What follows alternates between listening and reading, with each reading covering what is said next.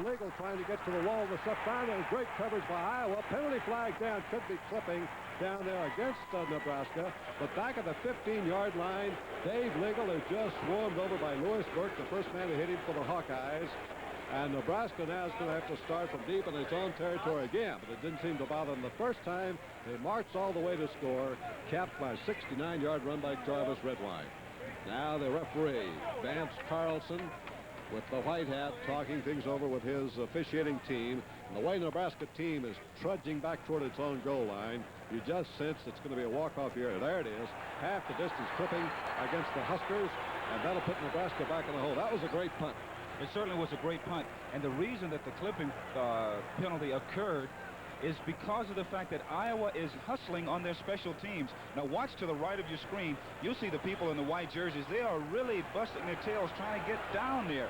And what happens is when you hustle as much as they are, you're going to get hit from behind. You're going to get the clip. It's going to put the offense deeper in the hole. Now, for Iowa, a tremendous challenge for them right now. They just had Jarvis Redwine go 69 yards in the first series. If they want to get back into this thing and hold it under control, they got to hold them now. Ball's on the 7-yard line. Nebraska back inside, almost its own goal line. Matter of fact, Jarvis Redwine right on the goal line to get it to Franklin. The big fullback pops up the middle and gets yardage over the 10. Out to about the 12-yard line comes Andrew Franklin, a senior fullback from Anniston, Alabama, and the two Hawkeye linebackers, Mel Cole and Todd Simonson, team up to bring him down. Number 39, Franklin, third year as a starter. His average 5.1. There's the scoring drive for Nebraska. Just 4 plays for 69 yards. Well, it was more than 69 because that was the touchdown run itself. Second down play. Keep by Quinn. Here's a good keep of the option play. Quinn cuts in for the first down. Up to about the 17-yard line to stop. Stratus, who is a Nebraska native from Omaha, no doubt is going to be fired up here today, but he could not stop Jeff Quinn before he got that first down. Jim, one of the smart things that I see that Tom Osborne is doing with Nebraska is that he is saving Jarvis Redwine. He is not making him the workhorse early in the ball game. He's setting him up and just using him on special design plays just for him. That was an 83-yard drive a moment ago. Here's the reverse option. He puts it up to Redwine. Here comes Jarvis. 25-30, and he almost broke another one. One more step, and I think Redwine might have been kiss me goodbye again, but he has another first down. I tell you what, his Nebraska teammates say that Jarvis Redwine is at his best when you can watch him run from behind, and that's what they like to do. He has so much speed. Look at the quickness that he has. When he sees people to come up and tackle him, he doesn't slow down. If anything, he picks up momentum just a little bit and delivering a blow. He almost broke it then. Great plays for 84 yards, Jim, here in the first quarter. 1st and 10 for Nebraska. Davis and Noonan now in the receiver spot. Redwine up the middle. That time they stop him. As he tries to hit him behind Randy Sloisner. Todd Simonson, a left side linebacker. Mark Bortz, a big left tackle. John Hardy, number 75. They're double teaming Hardy every chance they get. Pickup is a couple of yards. He got it just over the 35. Brad Johnson has just replaced Dave Remington at center for Nebraska's Tom Osborne very early on here on this hot day, getting some fresh troops on the field. Wide right is John Noonan. And the tailback is Jarvis Redwine. And Jeff Quinn now puts it in motion. Everybody was in motion that time. Everybody beat the gun. Anthony Steele, the wingback, got the handoff, but you can see the flags flying. All the backs were going. The ball was not snapped. It looked like a count late, Jim. I think the backs are just in a hurry to get that ball and get downfield. I think that the offensive running backs for Nebraska, we talked about, they have a tremendous core of running backs. Tom Osborne is going to shift them in and out a lot this afternoon, and they all want to get their share of the glory. Well, Dave Remington is rushed right back on the field after that snap cost Nebraska 5 yards. Back to the 30. Now it becomes 2nd and 13 for Nebraska. Cornhuskers lead at 7-0 here. Still 10 minutes and 20 seconds to go in the first quarter. Jeff Finn's back in there tight end. Here's Quinn back. Fakes. Going to throw his first pass of the game. Up the middle. Almost intercepted by Iowa. That was intended for Tim McCready right off his fingertips. And Tracy Crocker and Bobby Stoops both covering back there. And looked like Crocker had a good chance to pick it off. Tell you what, that's a break that Iowa really wished that they could come up with. And now you're looking at John Hardy for defense for Iowa, number 75, going in, putting a little pressure on the quarterback. But here's the play itself. The ball tipped off and almost intercepted. Tell you what, those are the kinds of plays when you're a 14-point underdog, you can't afford to let those get away. Now it's third down for Nebraska. And they have to pick up 13 yards here to keep the ball. Here's Fairley. And he's covered. Taken down to left inside the 30-yard line.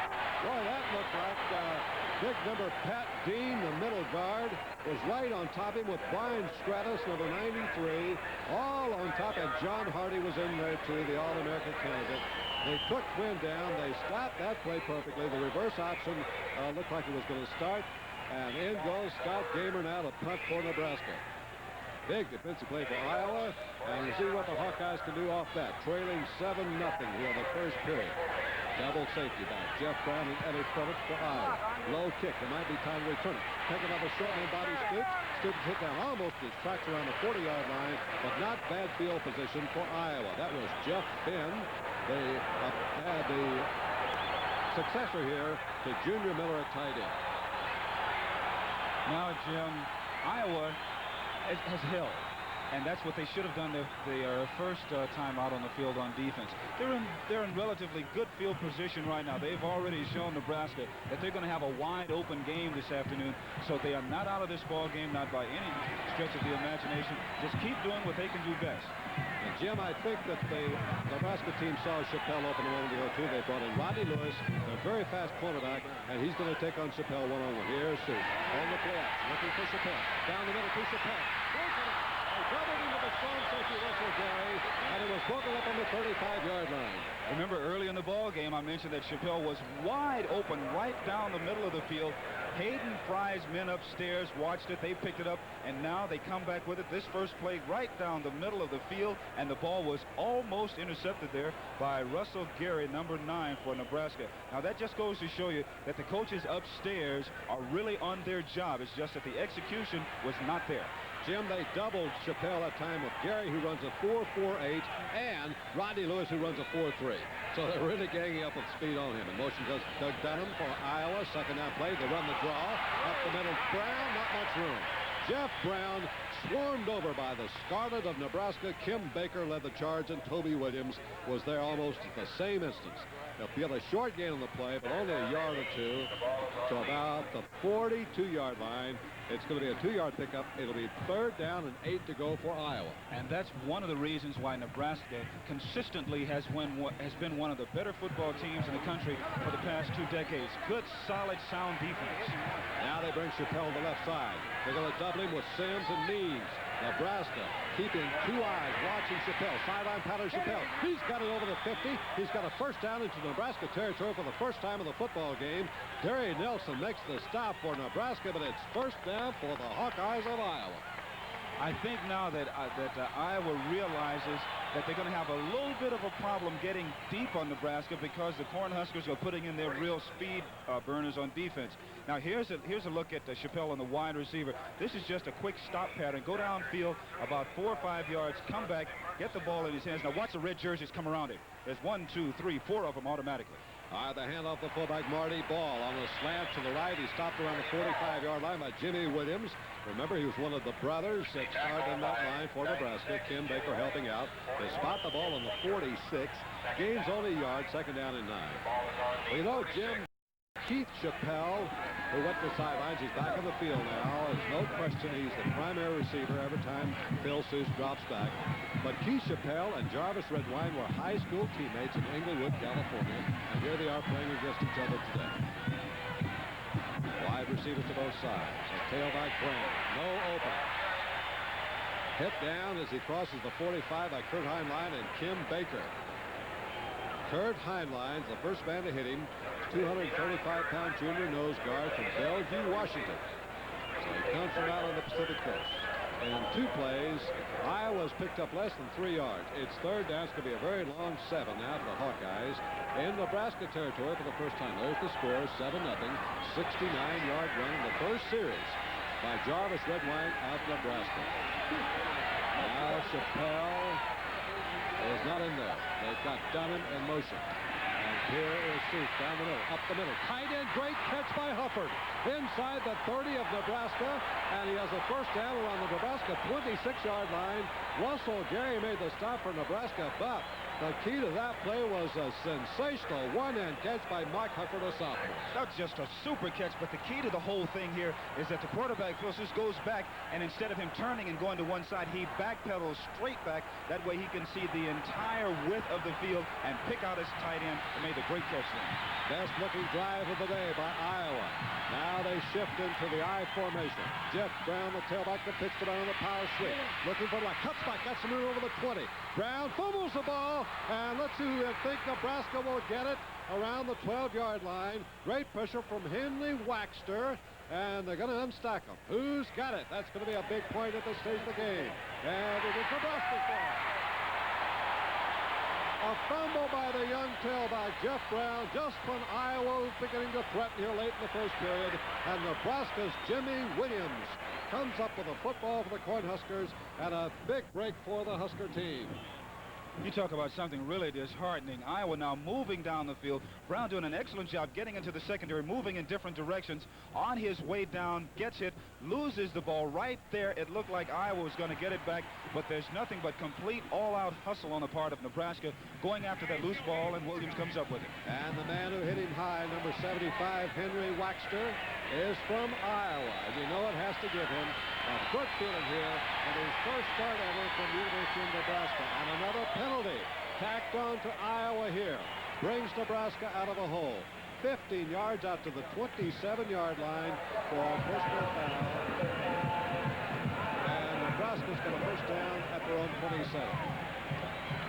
Jeff Quinn remains at the quarterback. Andre Franklin, the fullback, and the tailback is number 12, Jarvis Redwine. Redwine, who rushed for 1,100 yards last year as a junior, 9 touchdowns, already has scored a touchdown. He's got 4 touchdowns in the first 2 games. And Franklin on the first down play, smacked him out 3 times before he's finally taken down on the 29-yard line. And John Hardy is the man who hit him after being blocked on the play, and Todd Simonson finished off Franklin. One of the strengths of the defense for Iowa's number 75, John Hardy. You see him getting blocked now, but here's a great sign of a potential All-American. Get up off the ground, get back in the tackle. That's what he did. Good play. New fresh in Steve Davis and Jeff Finn, double tight end for Nebraska. Redwine the tailback, second out of that 8 to go. Here's the reverse option, and there's the pick up for Redwine, cutting down, runs over a man, over the 35 and gets the first down. Wow, is that great individual effort by Jarvis Redwine. That's a sign of an all-around back. Most backs like to run away from people. They don't like that contact. What makes Jarvis especially good, watch this quick spin coming out by Quinn. He quicks it out there on the option play, gives it to Jarvis. Now watch him deliver the blow, running right over a defensive back. And he's going to get a rest, Jim. Great hand as Jarvis Redwine goes to the sidelines. Redwine 96 yards on 4 carries, all in the first quarter. Craig Johnson, who's a great player in his own right, was player of the game last year against Iowa. A senior's come in. He's only 18 yards short of 1,000 yards for his career. Fullback Andre Franklin bucks his way up the middle, cracks over the 40 to 43. Todd Simonson and John Hardy. They're just suiting up Redwine with a new jersey. Number 12, he'll go through those. Look at that, 96 yards, as he said, on just 4 carries. Would it be a good assumption to say that he could get over 200 yards rushing today? That's very possible. He had over 200 yards against Colorado, so he could do it again for the second time in his career. Jim Kotera, the kink, is in the backfield for Nebraska. John Noonan is the wide receiver. So Tom Osborne getting a lot of the second players in there right now. Second down and 6 to go. Fullback Craig Johnson. Johnson almost broke it off left tackle. Tripped up and down to the 47. John Hardy again with Brian Skretas, the Omaha, Nebraska guy against his old home state team, helping out. Jim, Nebraska is really getting off the line of scrimmage from their offensive line. So what Iowa has to hope for now is that Nebraska will come up and make some kind of mistake, because they're just simply overpowering Iowa right now. Here's Nebraska. Third down, less than 2 yards to go. They pitch to Johnson. He's got the first down. Cracks off right tackle to the 49-yard line. Pat Dean, I think he made a first down. We've got to better wait and see where they spot this football. He had to get it up to almost the 49. And that's about where they put the ball. So we're going to have to measure here to see if indeed it is a first down.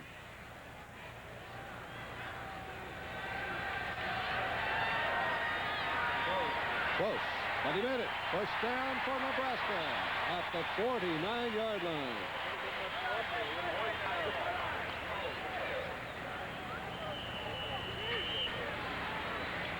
Tim McCready and John Newton have come back in there at the receiver spot for the University of Nebraska. Out wide the left is McCready. John Newton to the right. Tailback, remembers, Craig Johnson. A backup to Jarvis Redwine. He's come on here. Jim Quintero is the fullback.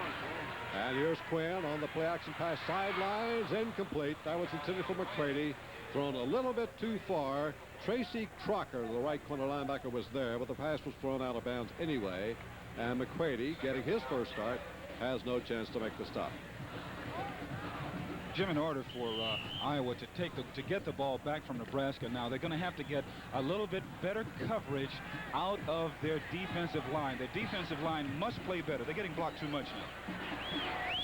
Steele and Brown still the wide receivers as Quinn goes back right in the pocket of a deep drop, and he's got a man wide open, and he has hit Brown for the first down at the 40-yard line. He went to exactly the right spot. He needed to go to the 40-yard line to catch the football. Crocker hit him immediately, but it's a first down for Nebraska. And they're just methodically moving down the field, taking up a lot of time on the clock, which is really starting to wear down the Iowa defense.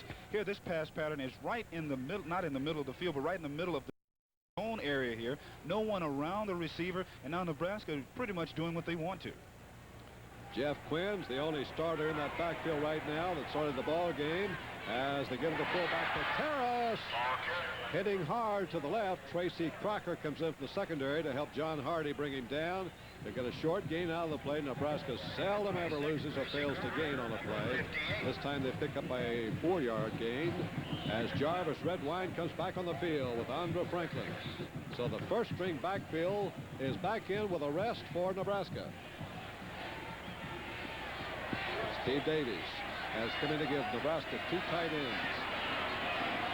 He's in half tight end. There's Quinn. Jarvis Redwine.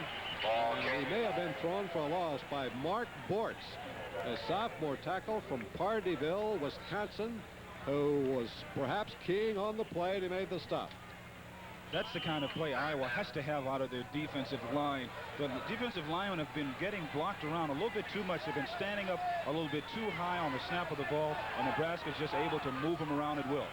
Here comes Steele off to the right side. He's back in this lineup right now. He did not start today. He was ejected from the game last week. It could have been that Tom Osborne might have been using a little distance today to give McCready the start. Here's the play action rollout pass. Beautifully caught by Steele. He's taken out of bounds, but it's inside the 30 for a first down for Nebraska. Kevin Ellis on the stop for Iowa. Just a great lunging grab by Anthony Slick Steele, the 5'8" junior wingback for Nebraska, number 33. And Steele was wide open. No one from Iowa was covering him, but that's a mistake on Iowa's part. But watch the great athletic ability that Steele has. He catches the ball on the run, puts that left hand down, maintaining his balance, picking up an extra couple of yards. McCready and Newton come back in the lineup for Nebraska. McCready's the wingback coming in motion. Jarvis Redwine back in the pitch for Redwine. Redwine turns outside. Crack downs. He gets inside the 25-yard line. A pickup of 2 more. Bobby Stoops on the stop. Redwine getting close to 100 yards. We have him unofficially for 97 yards in the first quarter with over 2 minutes to go. Jim, with this average, he might get 400 yards. You said 200. He may have 200 by halftime. Oh, he's just a tremendous running back that he is. And more important than that, he's a tremendous individual off the field. That's what makes him more popular around campus and across the country. Steele's wide to the left. The right side is Sean Noonan for Nebraska. Second down, about 8 to go for the Huskers. They're inside the 25. Here's a keep by Quinn. Quinn's got it over the 20, got some room to the 15. That'll be another first down for Nebraska. Bobby Stoops tripping up Jeff Quinn, who shows himself to be quite a versatile athlete, not only in passing and running the attack, but running the football as well. And the result of that play is because of Jarvis Redwine. Whenever you have an individual who is outstanding, an outstanding running back, sometimes you concentrate on stopping him too much, and that allows the other people in the backfield to have a good day. 20 yards is the pickup thus far by Quinn on 4 carries. That's not a bad average. 5 yards a crack in addition to his passing here for Nebraska. The first down at the Iowa 15. Full back down at Franklin. Franklin running to daylight a little bit. Initial opening wasn't there, so he stood right in behind Joe Adams or Mike Mandelko, the left guard. John Hardy got a hand on him and stopped him at the 11. Still a 4-yard pickup, and that's a good gain at this spot on the field. Second down and 6, Nebraska. They're bidding to score again here as we come into the final minute of the first quarter. Nebraska leads 7-0. Anthony Steele, Steve Davies, and Todd Brown or John Noonan all come back in the lineup for Nebraska.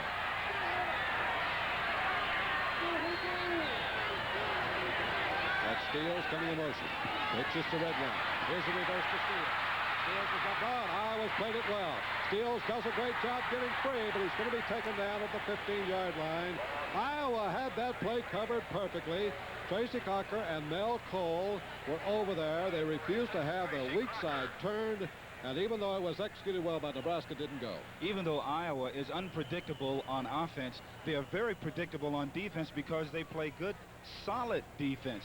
Jarvis Redwine taking the pitch back from Quinn, hands the ball off on the reverse to Steele, and Steele then goes back to the other side. Now, good fundamental football. From a defensive standpoint, you always have someone to look for the reverse when play goes away from you. The defensive end on the backside or away from the flow side, he will always look for the reverse. You always carry out your individual responsibility, and when you do that, more times than not, you will become successful, and that's what Iowa did then. All right, I apologize for the slight technical difficulties we've had, but now we're back there at Nebraska's Memorial Stadium. Nebraska leads 7-0. Iowa called timeout with 10 seconds to go in the first quarter. And as you watch this NCAA football, we'll just remind you that there's a lot more coming throughout this season. And Jim, how about next week? Well, we're going to see Oklahoma in action. Sure are. Oklahoma's going to be in action. That's a big A power. And so's Alabama. It's the #1 team in the country. And you'll now be up at Columbus, Ohio for the Buckeyes. Mr. Art Schlichter against Arizona State. The team has already beaten Houston. Oh, that's going to be an outstanding ball game. I'm very interested in seeing how Art has progressed since last year to this. And Tulane. Remember, they beat Stanford. They'll play Mississippi, and Iowa State takes on the same Iowa team. All coming up as college football continues on your Total Sports Network, ESPN. Now it's third down for Nebraska. Here's Quinn looking. Quinn fires. End zone. And it is touchdown. It's caught by Todd Brown. Quinn to Brown on a third down touchdown throw. Nebraska goes ahead 13-0, and the Cornhuskers have been awesome again today. Now the hand is for Todd Brown, a walk-on here at the University of Nebraska from Holdrege, Nebraska. Sophomore he is, only 172 pounds. And he's a happy young man, just scored his first touchdown of this season, of this game. And Nebraska's gone ahead. Eddie Neal in to kick the point. He's got it through there again, right up in that sea of red that completely fills the stadium here. Over 74,000 at Memorial Stadium. Jim, Quinn set this play up so beautifully because so many times earlier in the ball game he's done the same thing: reverse pivot, go down the line of scrimmage, and option. This time he throws the ball on a line out to the receiver, Todd Brown, in the corner of the end zone. A perfectly executed play. Why, Nebraska had 182 yards in this first period. You know, you think of the great running backs here, Johnny Rogers, I.M. Hip, Jarvis Redwine, but Nebraska's had its share of quarterbacks too. Jim, how about Dave Humm, Jerry Taggy, and your guy out there in Los Angeles, Mr. Ferragamo's not too bad. Oh, yes, and Vince is right in the middle of some controversy himself. I played with Jerry Taggy with the Green Bay Packers. He had a tremendous career when he was here. You know, a lot of people talk about the running back situation, like you mentioned, and a lot of times other people go unnoticed and they don't get the kind of publicity they deserve because you have outstanding individuals at another position. And Jeff Quinn just played a superb first quarter. Jeff Brown, Eddie Phillips, two speedsters, two young guys, are back deep for Iowa. And kicking off here for Nebraska will be it's going to be the side footer, Eddie Neal. And Neal hangs her up there high. And Eddie Phillips, a freshman from Chicago, from his goal line. Phillips up the middle, spinning over the 20. Fumbles the ball. Nebraska's going to get it inside the 20-yard line.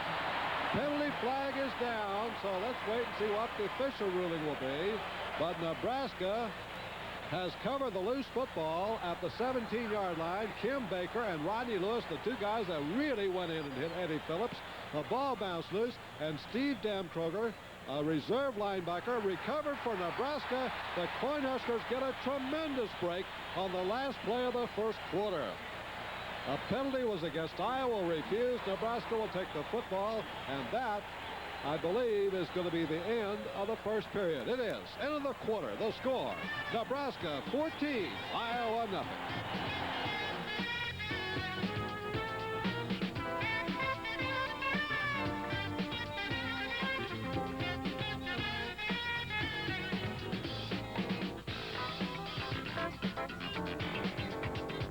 Nebraska already dominating the football game, scoring on the final play of the first quarter for a 14-0 lead.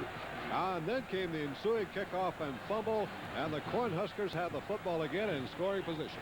Well, if Nebraska goes in and scores now, then we could possibly have a big blowout here, because Iowa, everything is going against them. Now, these are the special teams, the big plays. Now, you watch right up the middle of your screen, and you watch people coming in to break up that wedge, and that's what starts this whole ball rolling right here. You see the people in red, they're just knocking the blockers down for Iowa. The ball pops loose. Now, watch the red jerseys go at it. There are 3, 4 red jerseys right around the ball carrier there. Everyone, the ball is recovered. Then you have other people coming over, hugging and making sure that no one from Iowa comes in and takes the ball away from him. Now Nebraska has the ball at the Iowa 17-yard line to begin the opening play of the second period. If they go in and score now, Nebraska is really in control here, and Iowa's going to have a long, long road to come back. Well, Nebraska leads the nation in offense. 672 yards last week against Utah on a 55-9 rout, 545 yards rushing, and 179 for that was by Jarvis Redwine, which is the best performance in the opening week of the college season 1980. And here's Redwine off and running again. 97 yards he had in the first quarter for Jarvis Redwine. 96 official, or 97.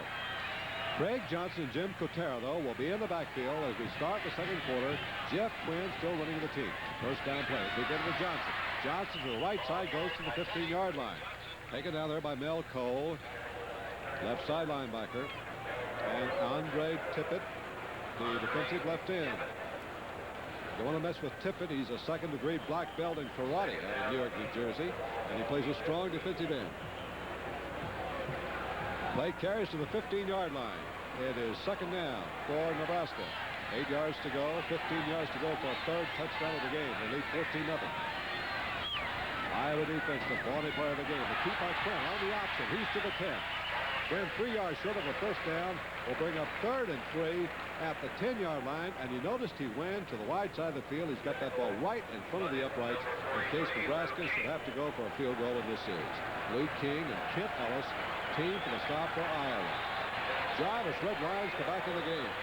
Redwine on the game, on the game thus far. 97 yards on 6 carries. So he's probably within 1 carry, we would say, of going the magic 100 mark here in the first half. Give it to Redwine. Here he goes. He has got the 100, I think. He's down to the 7. Ryan Stratus and Mark Bortz teaming to make the play for Iowa, but it looks like Redwine got his 3 yards right to the 7-yard line and will be close to a first down. I think he made it, but that's 100 yards for him. Oh, yes, the offensive line for Nebraska doing an outstanding job of blocking, but I am so impressed with every facet of the game for Nebraska. They are not only blocking at the line of scrimmage, they have their wide receivers going downfield and blocking on the people in the secondary. That's what really allows people like Jarvis Redwine to break loose and go 69 yards. That's the first down for Nebraska. First and goal at the Iowa 7. Tom Osborne getting some second-line players in there. Gary England, a senior from Salt Lake City, to replace Randy Sloisner at right guard. Mike Mendelko's in for Joe Adams at left guard. Tom Karlstrom, nope, he's not come in. Dan Hurliston in there at right tackle. First and goal, Nebraska. Redwine, 100 yards exactly in the first half, and we're only about a minute and 18 seconds into the second quarter. Tom Osborne says this is probably one of the finest teams that he's had in Nebraska in the last 8 or 9 years, and he's showing it to us already today because he's using so many people at different positions, and they're still executing. 11 first downs for Nebraska, only 2 for Iowa. That's how much the Huskers have dominated the first half of play. Looking for Redwine to give a fullback to Terra. Terra's really racked hard at around the 6-yard line by Pat Dean, a tough junior nose guard from New York.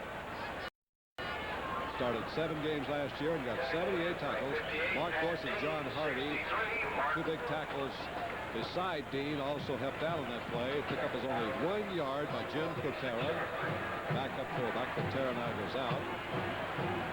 Andre Franklin has come back in the lineup. He's a great blocking fullback. He's now in front of Redwine. This is Nebraska's top striking force now in the backfield. On second down and goal from the Iowa 6. They take it to him. Here's Quinn. Look at the end zone. 5. Touchdown. He's right there with Tim McCready. Touchdown again for Nebraska. Quinn is for his second touchdown pass of the game.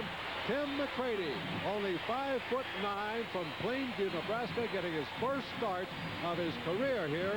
He's a senior, and it's a happy moment for him. McCready was wide open that time, Jim. A breakdown in the secondary for Iowa. Now they are not only physically beat, they're mentally beat. And Kevin Seibel has come out to try for the point. Eddie Neal has kicked 2 points ever. And now here's Kevin Seibel. Big conventional style kicker, puts it right up there in all the red shirts.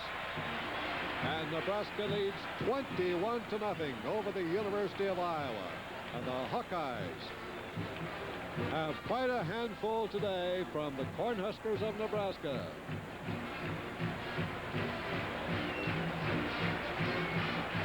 You know, Jim, I'm so impressed with this Nebraska football team, and especially Jeff Quinn, the quarterback. He does everything well. He runs the option, he throws, he has total control of that offensive unit out there. And look, McCready is wide open. You know, sometimes it's really amazing how some people can get wide open like that. But I think what happened is that there was a breakdown in the secondary for Iowa. Here's Quinn going back again, faking into the line of scrimmage. Sometimes people in the secondary will go for the fake, let a wide receiver run right past you. He's wide open in the end zone. Jim, they set the wide receiver Todd Brown deep in the end zone, and then they, on a little bit of a delay, I think they brought McCready behind him. That was a very well conceived play by Nebraska. I think we should give them credit for that.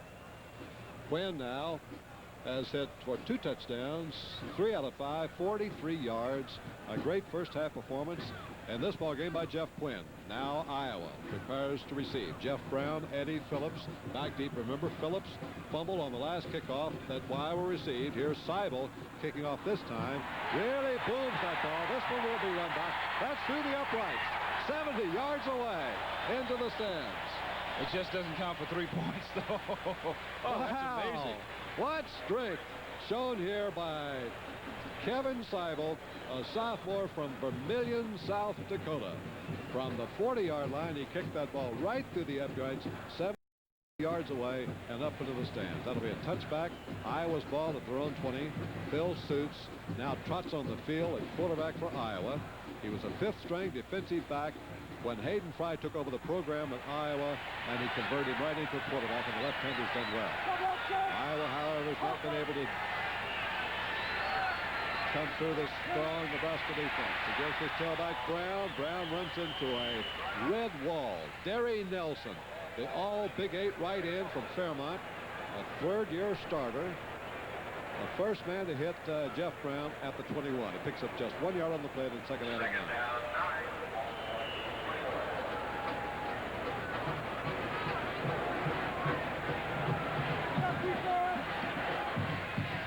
At the 21-yard line, Bill Seuss brings them out. Redwine at 100 yards. Jeff Brown scoring 19 so far. The fullback Marty Ball cracks to a little opening. Gets close to 4 yards. He's around the 25-yard line. Stopped on the play by Kim Baker. Henry Waxter. He's the sophomore who was born in Epworth, Iowa. Chose to play his football in Nebraska this year. But Jim, Iowa's going to have to do a little bit more than just try and run off tackle against this Nebraska defense, because they're just too strong right up the middle. And down 21 points, Nebraska, that's all Nebraska wants you to do. They want you to run at it. Well, of course, you can expect a Hayden Fry team to open it up. Let's see, here comes Doug Cunningham in motion. And here's the play action. They'll pitch it out to Brown, getting around the corner. He's not going to get around to the first down. Played beautifully by Sammy Sims and by Russell Gary. And it was Gary who drove Brown out of bounds short of the first down. And it's fourth down and punting time for Iowa. The Nebraska defense has been every bit as impressive as the offense. One exception was the long drive by Iowa that went inside the 15-yard line and wound up in an Iowa fumble, turned it over to Nebraska, and Nebraska's been in full command ever since. And the punt is Olenzak. Gets off a pretty good one. It's going to hit short and will not be returned. It's cleared on the 49-yard line. So he didn't catch all of it, but there's no return by Nebraska. Even though the Cornhuskers get the ball in great field position after home 49, first and 10. Well, Nebraska-Iowa sideline, not much glee over there. That was just a 24-yard punt. Craig Johnson and Jim Kotera are the running backs as Nebraska takes over here. But keep an eye on Johnson. He really needed 18 yards coming into this game to go over the 1,000. He has 10. So he's getting close to becoming Nebraska's 21st 1,000-yard career runner. And they give it the fullback Kotera. Tripped up he is by Big Bortz. Mike Bortz, number 63, the sophomore, made the stop right at the 50-yard line with Todd Simonson. Simonson had 12 tackles last year against Nebraska. And Bortz had 10 in the game used I saw, Jim, at Ohio State. And I thought Iowa played well on defense that day, although they were outclassed. Second and 9, Nebraska, right at midfield. Nebraska leads 21-0. Keeping an eye on Craig Johnson here, who's very gifted tailback. The fullback Kotera, quick handoff for a first down. Nope, not quite. Inside the 45-yard line of Iowa, but he's going to be about 3 yards short of a first down. Pat Dean, the nose guard, was quick enough to get back and make that stop. Nebraska on offense, their offensive line has taken control of this ball game. They are blocking people all over the field. Sometimes they don't even have to block them down, just create a little hole because their backs are popping it right through there. See if Quinn goes the air. He's been very effective in passing spots. He's got Noonan to the right. Here's Quinn throwing out in the flat to his tailback Johnson. Johnson to 45. Johnson's got a first down. I think he's inside the 40 of Iowa. And down to the 29, Mel Cole made the stop. No, Iowa player Tracy Crocker came up with the football, but it had been blown dead. And it's first down for Nebraska inside the Iowa 40. First and 10 again for the Huskers.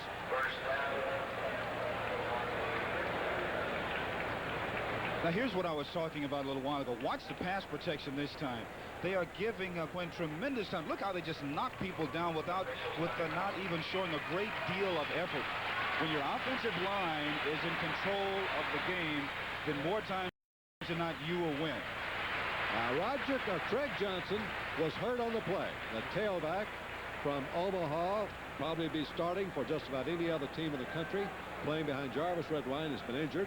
And now we're going to see the very exciting young heir apparent here is the I-back at Nebraska, traditional spot, the tailback.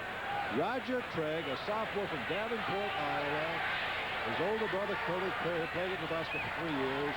And now he is in there. Very exciting runner, number 21, Roger Craig. It's a first down play for Nebraska.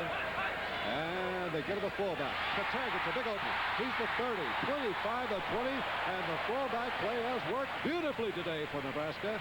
Ken Ellis, the strong safety, made the stop way back in the secondary. Another first down run of 15 yards for Nebraska. What a hole they had for Jim Kotera. Tremendous job of blocking from tackle to tackle for that Cornhusker offensive unit. But one thing that Iowa is doing on the defensive line is when the ball is snapped, they're putting their heads down. They can't see where the ball carrier is going. First down play. There's the keep on the option by Quinn. Trying to cut back against the green. Doesn't come along too well, although he may get about 4 yards on the play. Mel Cole, a linebacker, halted him just short of the 20-yard line. Bobby Stoops on the help. 3-yard pickup. It'll be second and 7 from the 21-yard line. Anthony Steele now comes in replacing Tim McCready. Has the play in from Osborne for Nebraska. Cornhuskers leads 21-0 with 9 minutes to go in the first half. Out the left. Wide receiver Jamie Williams is on the line. And here's Quinn, another reverse option. Keeps. Big hole. 15 to 10 and dives. Fumbles the ball, and I think Nebraska recovers at the 5. First and goal for the Cornhuskers. And down there, number 65, Randy Tice, the left tackle, a sophomore from St. Louis, recovered the fumble. When things are going your way, they continue to go your way. The thing that really makes this thing pop right open is the hesitation move that Quinn had right after he reversed pivot out and tried to go downfield. The ball pops loose. We talked about when you're lucky, the luck just keeps on going your way. There's a man right there that recovered the ball. Randy Tice, Jim, from me. St. Louis, Yeah. 257-pounder. Another player shaking up. This one for Iowa. And Nebraska Lee. There's a look at the Nebraska countryside. Beautiful Midwest flat country up here. You can see a million miles on a clear day, as they say. Old song goes, Jim. And there's the story of this game. 21-0. Nebraska leading Iowa. Bobby Stoops shaken up there. Young sophomore from Youngstown, Ohio. Played a great game against Nebraska last year. Freshman All-American. And a fine first season at free safety will come out.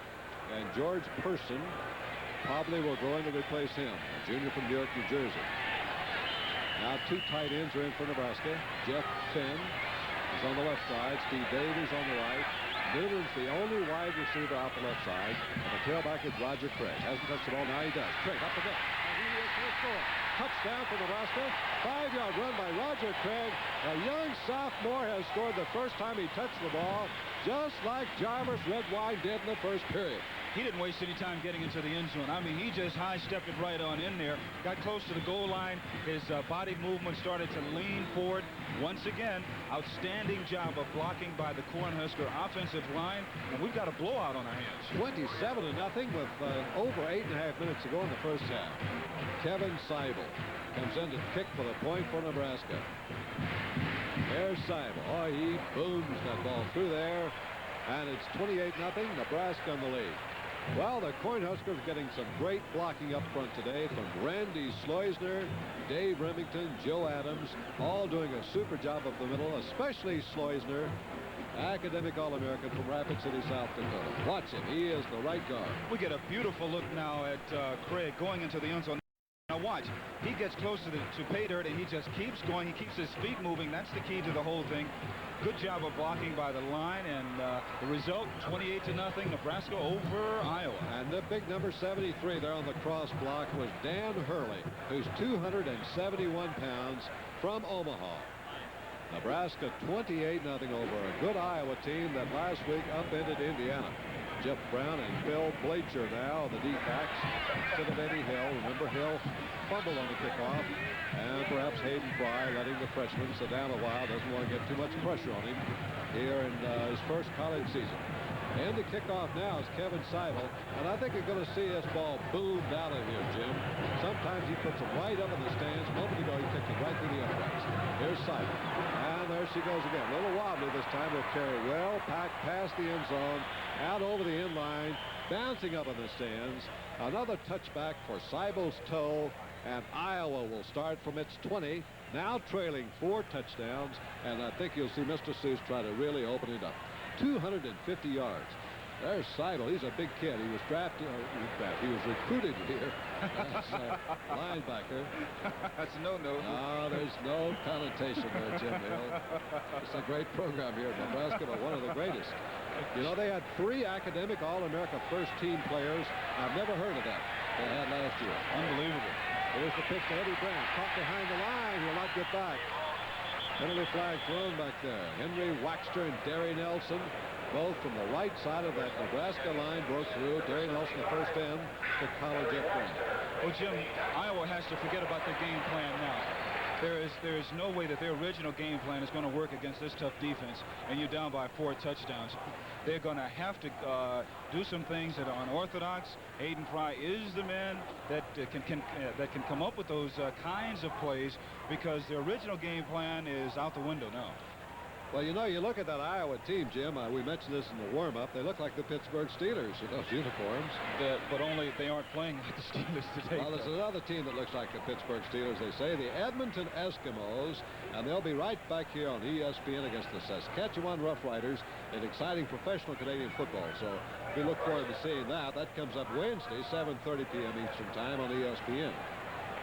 Some good people there. John Huffnagel, Joe Barnes, Jim Washington, Jim Germany, Tom Wilkinson, Warren Moon. I remember Warren Moon. He played at Washington. Good quarterback. Huffnagel at Penn State. There's a holding penalty against Iowa. Set them back. Here's Steve back to his own goal line. He robs the ball back. It is caught there by Doug Dunham around the 20-yard line. Close to first down, but not quite. Russell Gary was there to hit Doug Dunham the moment he caught the ball.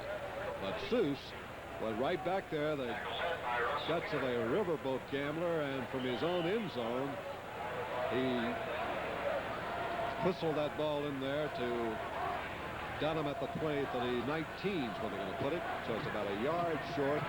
Well, actually a yard short of getting back to the original line of scrimmage. So it'll be 2nd and 11. Remember, they had the penalty for holding.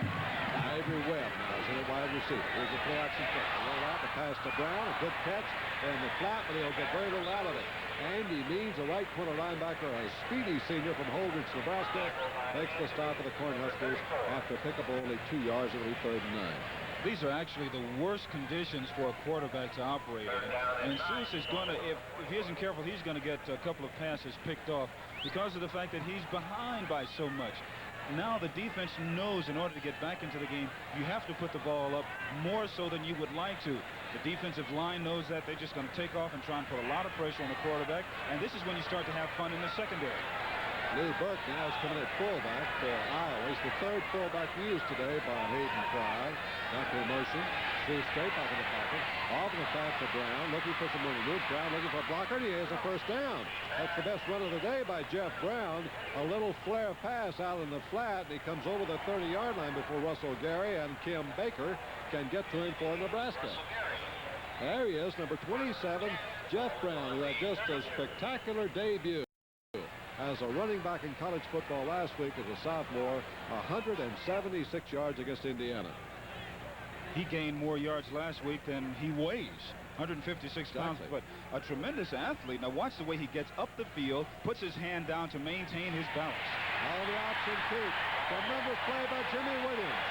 Williams crashed through to get Phil Seuss for a loss.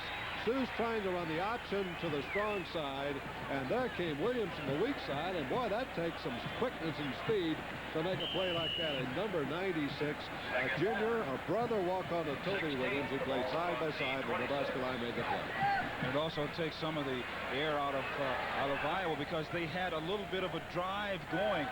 Now they're backed up, 16 yards to go for the first down, and you know that they have to go to the air. And Keith Chappelle, the top receivers, back in at the bottom of your screen, number 19. You can't see him, and most is Ivory Webb. There's Seuss looking for a quick rush by Nebraska. On the blitz, he's taken down for a loss. That was Barry Nelson, the All-America candidate, cracking in from right end to sack Phil Seuss for loss for Iowa.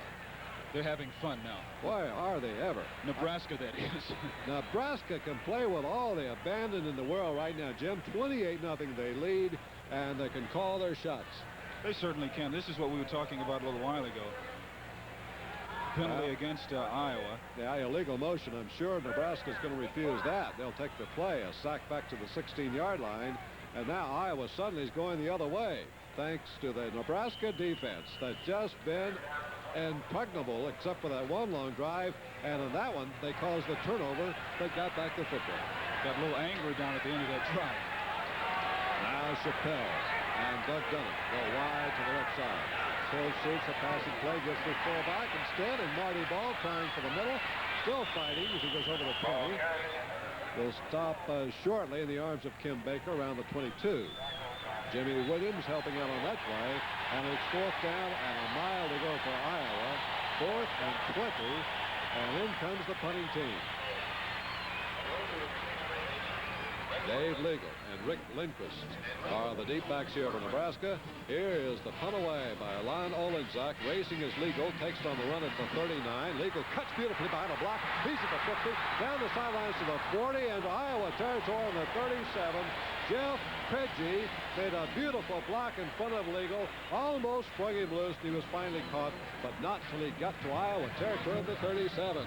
And now Nebraska is in striking distance again. Special teams, once again, a pretty good punt on the part of Iowa, but an exceptional punt return by Dave Legal. Got the ball back downfield, and of course, when you give Nebraska this kind of field position, the next thing you look for is the extra point.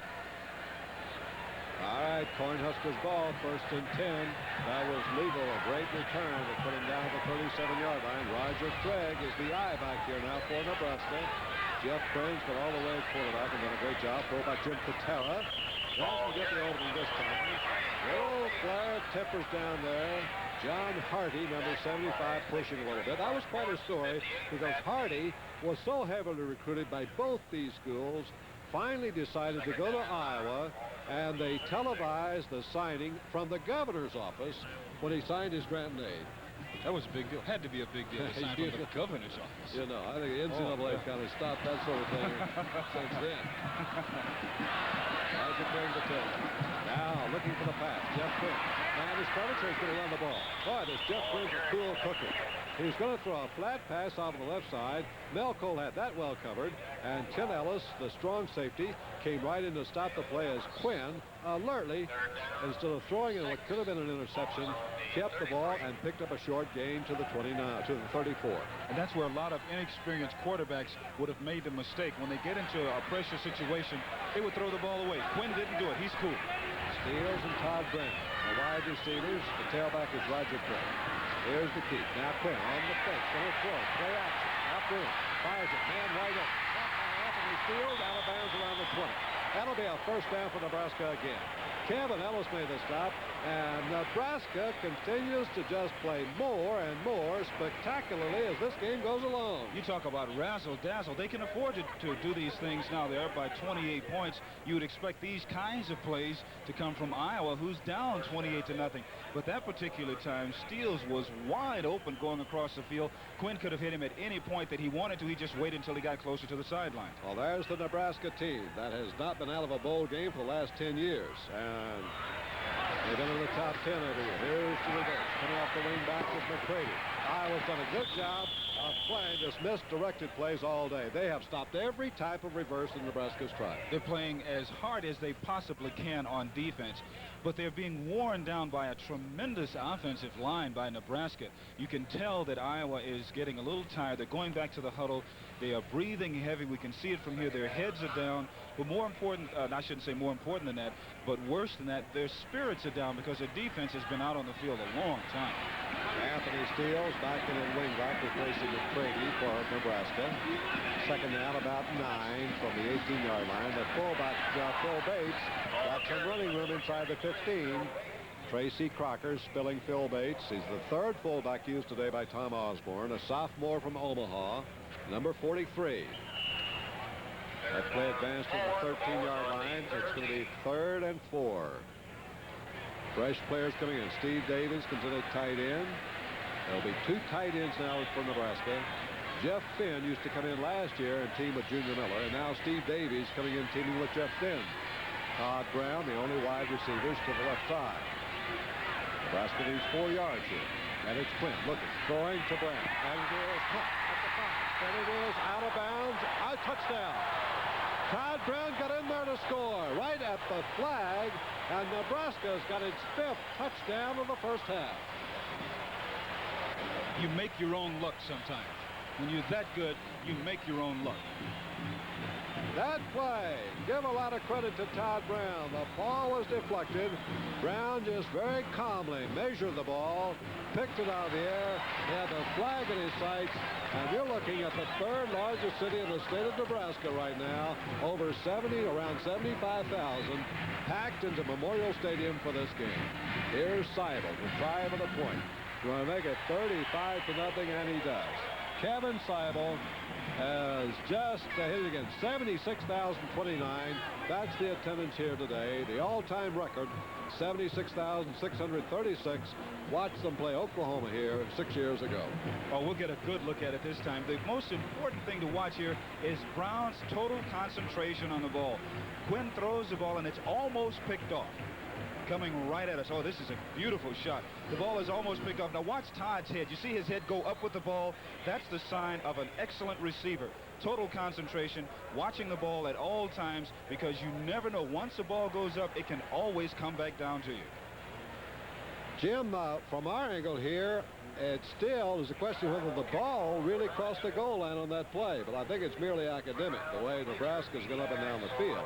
It is 35-0, though. That's what Nebraska on the play. That was 76 yards right there for 26 out of 8, 3 touchdowns for the afternoon. So quite a performance by Jeff Quinn. 3 touchdown passes already today with 2:45 yet to go in the first half. Jeff Brown and Phil Blacher are the deep men now as we wait here for Kevin Seidel to kick off again for Nebraska. It was a 37-yard drive in 8 plays for the Cornhuskers that time, and they passed it out. Oh, he really boomed this. This will go out of the playing field up in the stadium. Kevin Seidel, just a sophomore, Jim.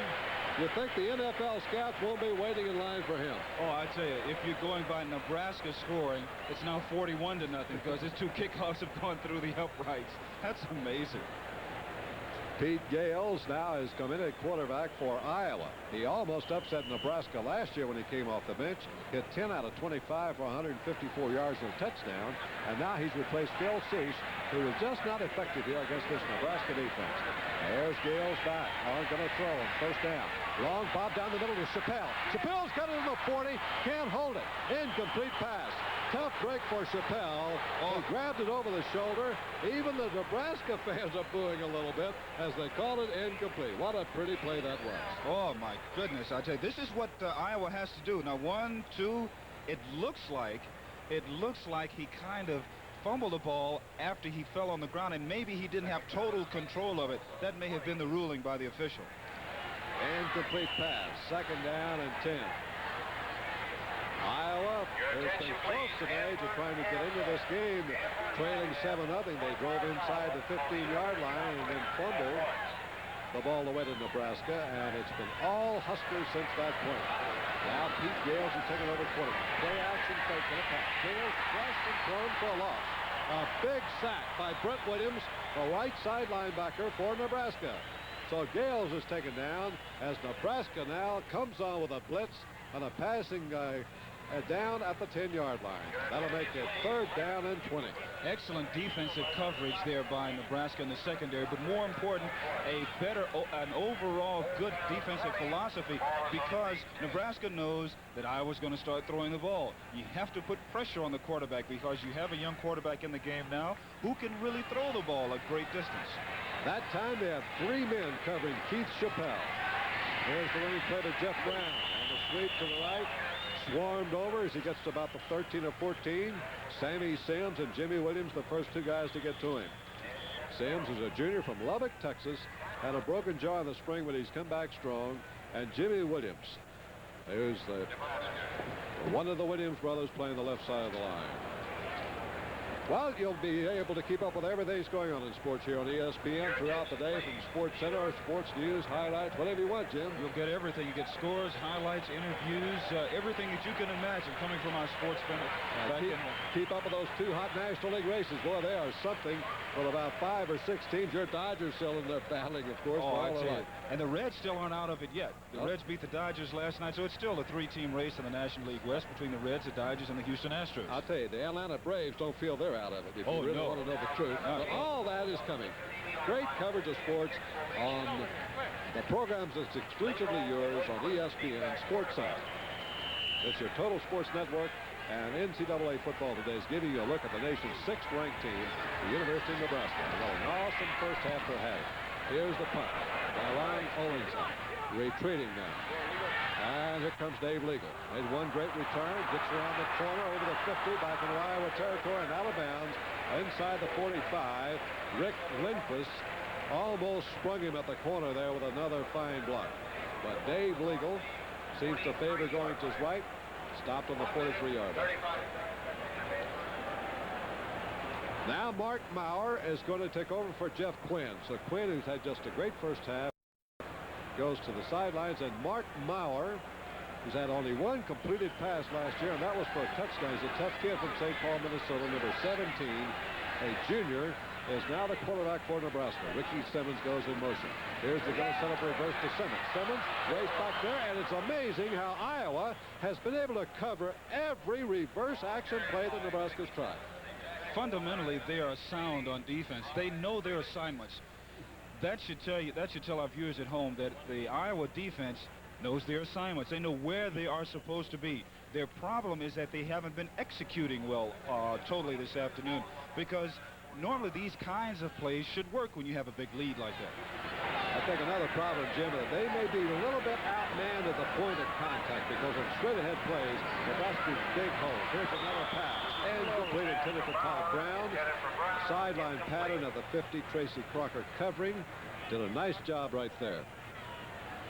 We have 55 seconds to go in the first half. Ricky Simmons and John Noonan now, the wide receivers for Nebraska. Anthony Steele is out. Jeff Finn has come in at tight end. Quarterback is Mark Maurer. Maurer gives it to tailback Roger Craig. Craig to the right side, stopped by John Hardy, the great right tackle for Iowa. Clock now running with 44 seconds to go in the half. 35-0. Nebraska leads. Been a powerful show here by the men in red. Now Roger Craig goes to the sidelines. And Tom Osborne, Scott Gamers come in to punt. Fourth down for Nebraska. Coming down the final 20 seconds of the first half. Iowa might get in one play. George Person is back in safety. Here's the kick. Almost blocked by Gamer, but he hangs a beauty up there. Person going back will let it go into the end zone, and that'll kill the clock with 8 seconds to go in the half. And Iowa will have one play now from its 20 at least before the first half ends. It'll be a touchback and 1st and 10 for the Hawkeyes at their 20. University of Iowa, which last year won 5 ball games and lost 6, and that was the best season it had in a long time. They have not had a winning season since 1961. And off the showing last year, they had their first season ticket sellout at the University of Iowa in history. That has to tell you about the excitement being generated by Hayden Fry. Doug Dunham comes to the right.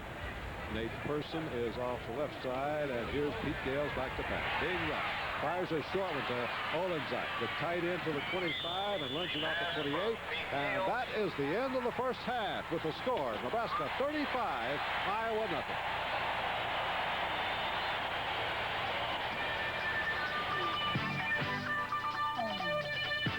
Most people. It's certainly always a great delight coming to Nebraska to be able to visit with Mr. Bob Devaney. Certainly a legend in his own right here for his great coaching and now athletic director of this school. And Bob, that was quite a show in the first half. Well, everything went real well for us. We got a couple good breaks after we scored the first touchdown, recovering a fumble deep in our own territory, and then recovering the ensuing kickoff. But we have played great. It's just been a great day for our offense, and our defense, of course, played well, too. That was quite a beginning for Mr. Redwine today. Yes, in the first quarter, he gained about 97 yards the first quarter. I don't know how many he had before the half was over, but if he would play much, I think it's one of those days he could have a 200-yard day. We were talking about he could have a 400-yard day if he really wanted to go to him that well. You coach Johnny Rogers. Can you compare them in any way? Well, they're different type. Redwine is a running back. Rogers was a receiver. He did do a lot of running on punt return, and he was a great pass receiver. When he got the ball, he was a tremendous threat. They're different kinds. They're both very valuable to their teams, and I think probably they'd be one about as valuable as the other to the team. But they're both very elusive, and they both seem to want to get in the end zone. Well, that's not a bad goal. You have here 107th consecutive sellout crowd. It's a great tradition you have here in Nebraska. Well, these people, when we first came here, our staff in 1962, we found how interested they were in football. They filled the stadium up that first year every time, and they've been doing it ever since. They are great fans. You won 2 national championships here. I know you'll never forget that. It's a great credit to you. You think this team might have a shot? I don't want you to put Tom on the spot, but this is a good-looking team. Well, I think, as I've said before, Tom's a great football coach. He has a fine staff, And as it looks right now, this team certainly can be as good as anyone I've ever seen here. They've got a little ways to go yet, but I think they have the potential to go a long way. And if everything breaks right, they could go undefeated and have a chance at the national championship. But that's looking a long way ahead. There's always Oklahoma, right? They're a very quick team. Bob? Oklahoma's always good. Missouri looks to be good. And, of course, we got Penn State and Florida State the next 2 weeks. Thank you very much, Bob Devaney. It's nice of you to come by, and it's always good to see you. Thank you very much. All right, we'll be back here now at Memorial Stadium in Nebraska with Nebraska leading 35-0 right after this.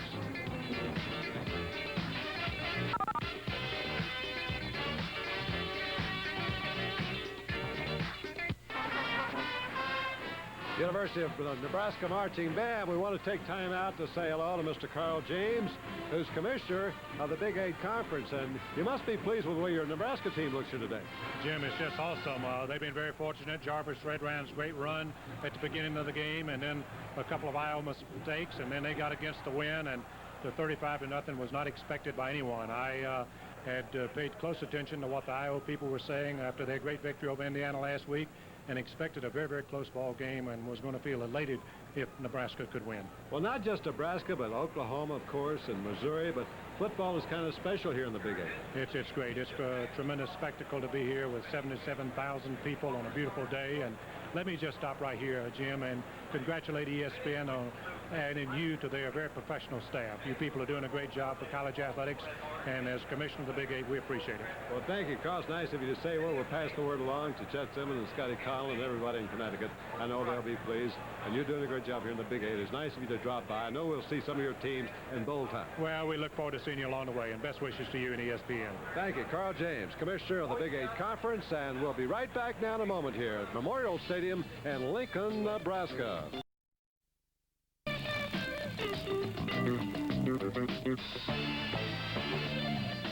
It is powerful Nebraska, the nation's 6th-ranked team, with a tremendous showing today, 35-0 over the University of Iowa, and it started early on in the afternoon on the 4th play of the ball game. Jarvis Redwine, the Heisman Trophy candidate, this is the first time he touched the ball, Jim Hill. Sure did, and tremendous blocking up front, and he does so many things. He's so busy. He's moving from one side to the other. He's setting up his blocking perfect, and when he gets just a little bit of a crack, he starts and he gets into the secondary all the way downfield, 69 yards, and he is #1 right now. And he is over almost 100 yards in the first quarter today. At 7 carries for exactly 100 yards in the first half, used only sparingly by Tom Osborne in the second quarter after Nebraska got a commanding lead. And there you see part of the crowd here of over 74,000. There's how things go, completely dominated by Nebraska right down the line, Jim. Without a doubt, 16 first downs for Nebraska compared to only 3 for Iowa. Just unbelievable. 201 yards rushing for Nebraska, 21 for Iowa. Total yardage, 277 for the Cornhuskers, 81 for Iowa. And those 2 turnovers, Jim, were really costly for Iowa. They trailed 7-0. They fumbled the ball away inside the Nebraska 10. And then on a long bomb, it looked like they might strike again. It was fumbled by Chappelle. Bob Devaney mentioned just prior to his halftime interview with you that those 2 are probably the biggest turnovers, the 2 turning points in this ballgame. Another big statistics, I think 6 out of 10 for Jeff Quinn in passing, and that included 3 touchdown passes. So Tom Osborne for the University of Nebraska in his 8th year, his teams have won 66 and lost only 18. Just an amazing record. Is having quite a day. Here's the last touchdown pass. Tell you what, total offensive effort by Nebraska this afternoon. Quinn, who has had an exceptional day, coming out, throwing the ball out of the backfield. Now here's a sign of a great receiver. Watching the ball is number 29 for the Cornhuskers. He misses it at the initial point of contact. Todd Brown, the ball was almost picked off, but he kept his head up, watching the ball, took it on in for the touchdown. I know Hayden Fry's going to say next week that was not a touchdown, that he never got the ball across the goal line, but it's really immaterial at this point. Nebraska leads 35-0 as we get set for the second half kickoff. This is Jim Thacker with Jim Hill for ESPN on your Total Sports Network today from Lincoln, Nebraska, and Kevin Seidel booms that safely kickoff beyond the inline on the fly, and for the 3rd time it's just an automatic touchback off Seidel's powerful toe, and Iowa will put the ball in play on their own 21st and 10. So let's set the backfield again for you for Iowa. Number 12, Pete Gales, will open the second half at quarterback. Phil Seuss, who was ineffective in the first half, was benched by Hayden Fry. We're going to assume he wasn't injured. And Gales, a junior from Patterson, New Jersey, will take over. He had a great afternoon against Nebraska a year ago. Dean McKillop, number 35, the fullback. The tailback is Jeff Brown. They give it to McKillop, the fullback, trying to get back across the grain, and he runs right into Britt Williams, a linebacker for Nebraska, and he is taken down rather briskly here after a short pickup to the 22. It'll be second down and 8. Now what Iowa has to do is get the ball in the air, do something a little different, try and make the score a little bit more respectable than it is. It's not respectable at all now, but they have to get something going, because if not, then you talk about a complete blowout. They really get embarrassed. Nate Persons come in replacing Chappelle. He's wide to the left side. Doug Dunn is down the bottom of the screen to the right. Here's the pitch to the tailback Brown. He's got blockers in front of him, but there are a lot of red shirts there too. And Brown's going to get very little, if anything. Toby Williams and Jimmy Williams put the brother act together with Russell Gary for Nebraska, and that was all for Jeff Brown. No gain at the 22. It'll be third and 8. Russell Gary was the key to that particular play, because he didn't allow the ball carrier to get outside of his support. He's supposed to come up from the secondary, make sure that he turns everything back inside. That's where the pursuit, that's where the help is coming from, and that's one reason why their defense is so good. It's been a big day for the black shirts. That's what they call the Nebraska defense. Keith Chappelle, Ivory Weber back in. Here's Gales. He fires the ball complete, but will not be a first down. It was caught by Ivory Webb, but short of the first down markers by Russell Gary. Jimmy Williams was putting the pressure on. That's maybe why that Gales didn't have time to really set up. So even though he completed the third down pass, it's 3 yards short of a first down. It'll be fourth down, and Reggie Roby comes in to punt for Iowa. Here's the snap to Roby. Roby gets off, not too good a kick. And coming over is legal. The ball's going to go out of bounds, and let's see where they mark it. It'll be up near midfield, and Nebraska's going to have the ball in a good spot to start the third period attack. It's at the 47-yard line of Nebraska. From a defensive standpoint, you're just hoping that you can stop them now. That's the only thing that you really want to do. I have not seen any of the people from Iowa totally give up, but they're just mentally and physically beaten. A lot of more battles coming up next week. Oklahoma will be getting into act here on ESPN. Vanderbilt travels to Alabama, Arizona State to Ohio State. All those games on your Total Sports Network next week as college football continues. Jarvis Redwine is in there. Franklin, not too good a handoff, and Andre Franklin is smacked hard to the line of scrimmage and pounded back pretty good by that Iowa line. Mel Cole and Brian Stratus are the two guys that hit him first, and John Hardy, of course, always. And they're a big guy from Sioux City. This is what I'm talking about Iowa not giving up on defense, but they're tired. Mentally, they're tired, and when that happens to you, more times than not, an explosive offensive unit like Nebraska will take advantage of it. Okay, let's get back to the live action here. Nebraska's set to go. It's second down and 10 from their own 47-yard line. Jeff Quinn runs the verse up. Pitches out the right moment for Redwine. Over the 50. Redwine breaks in the clear center at the 30. Trying to cut back now, looking for blockers. None there. Penalty flags up down, upfield, but Redwine almost exploded on his first carry of the second half. That's something that you can't really teach to a ball carrier. That's something that is just natural. Here's a signal for the penalty. Looks like it's against Nebraska. Personal foul. But Jarvis running downfield and getting almost into contact, almost getting knocked out of bounds, and then just coming to a complete stop, putting his head on a swivel, looking around for some more red shirts to block. This is a sign of a tremendous running back. Oh, is he so good. It's really unbelievable how good one man can be. Now watch, going downfield, he starts to feel a lot of pressure. He stops, nice and calm, looking around for blockers, although Iowa comes over and makes a tackle. But those are the things that you really can't teach. That has to be natural. All right, the play doesn't count. It's a callback on the penalty. And now Nebraska's facing less long yardage here on second down, back at their own 38-yard line. Quinn's going back to the air. He threw for 3 touchdowns first half. Long one downfield. Caught down there by Todd Brown inside the Nebraska-Iowa 45-yard line. Great catch by the sophomore, Ted Brown, who's had quite an afternoon, and so has Mr. Jeff Quinn, a senior quarterback from Ord, Nebraska. He threw for 3 touchdown passes in the first half and he's come right back throwing here in a long situation in the second half. Well, when things are going your way like they are for Nebraska this afternoon, Jim, you have more confidence in yourself. You do things more relaxed, and when you're relaxed out there, you just go right on down the field. That's 6 consecutive completions by Jeff Quinn. Another first down. Quinn on the tailback to Redwine spinning inside the 35. He's very close to another first down. Mark Boards went back to make that stop, but it's a big gain for Jarvis Redwine, number 12. And Jarvis always talks about his offensive line. We know that he's a tremendous running back, but he always gives the credit where credit is due. The people up front know that all they have to do is provide just a little crack for Jarvis, and he'll pop right through, and he has a tremendous per carry average going for him this afternoon. 2nd and 9, double tight end for Nebraska. And here's the spin by Quinn, the pitch to Redwine. Got a block in front of him. Redwine cuts behind the back to 25 to 20. Redwine may go. He's the 10. To the 5. Hit from behind by Hardy. Hardy caught him from behind, but Redwine is inside the Iowa 5-yard line. Oh, John Hardy, the big tackle, did a great job on another sensational run by marvelous Jarvis Redwine. Watch how smooth he is. He knows where his blocking is. He's going to get a great block up front. There's the block right there by Franklin, who springs him into the secondary. He knows where everyone is going to be. Of course, the tearaway jerseys also help a little bit, help him to get downfield. But he knows where his blocking is coming from, and he is so smooth that he really deceives him how fast he is. Roger Craig has replaced Redwine. He lost his jersey. The fullback is up the middle, Franklin. Andra Franklin, stopped by John Hardy again, and Todd Simonson.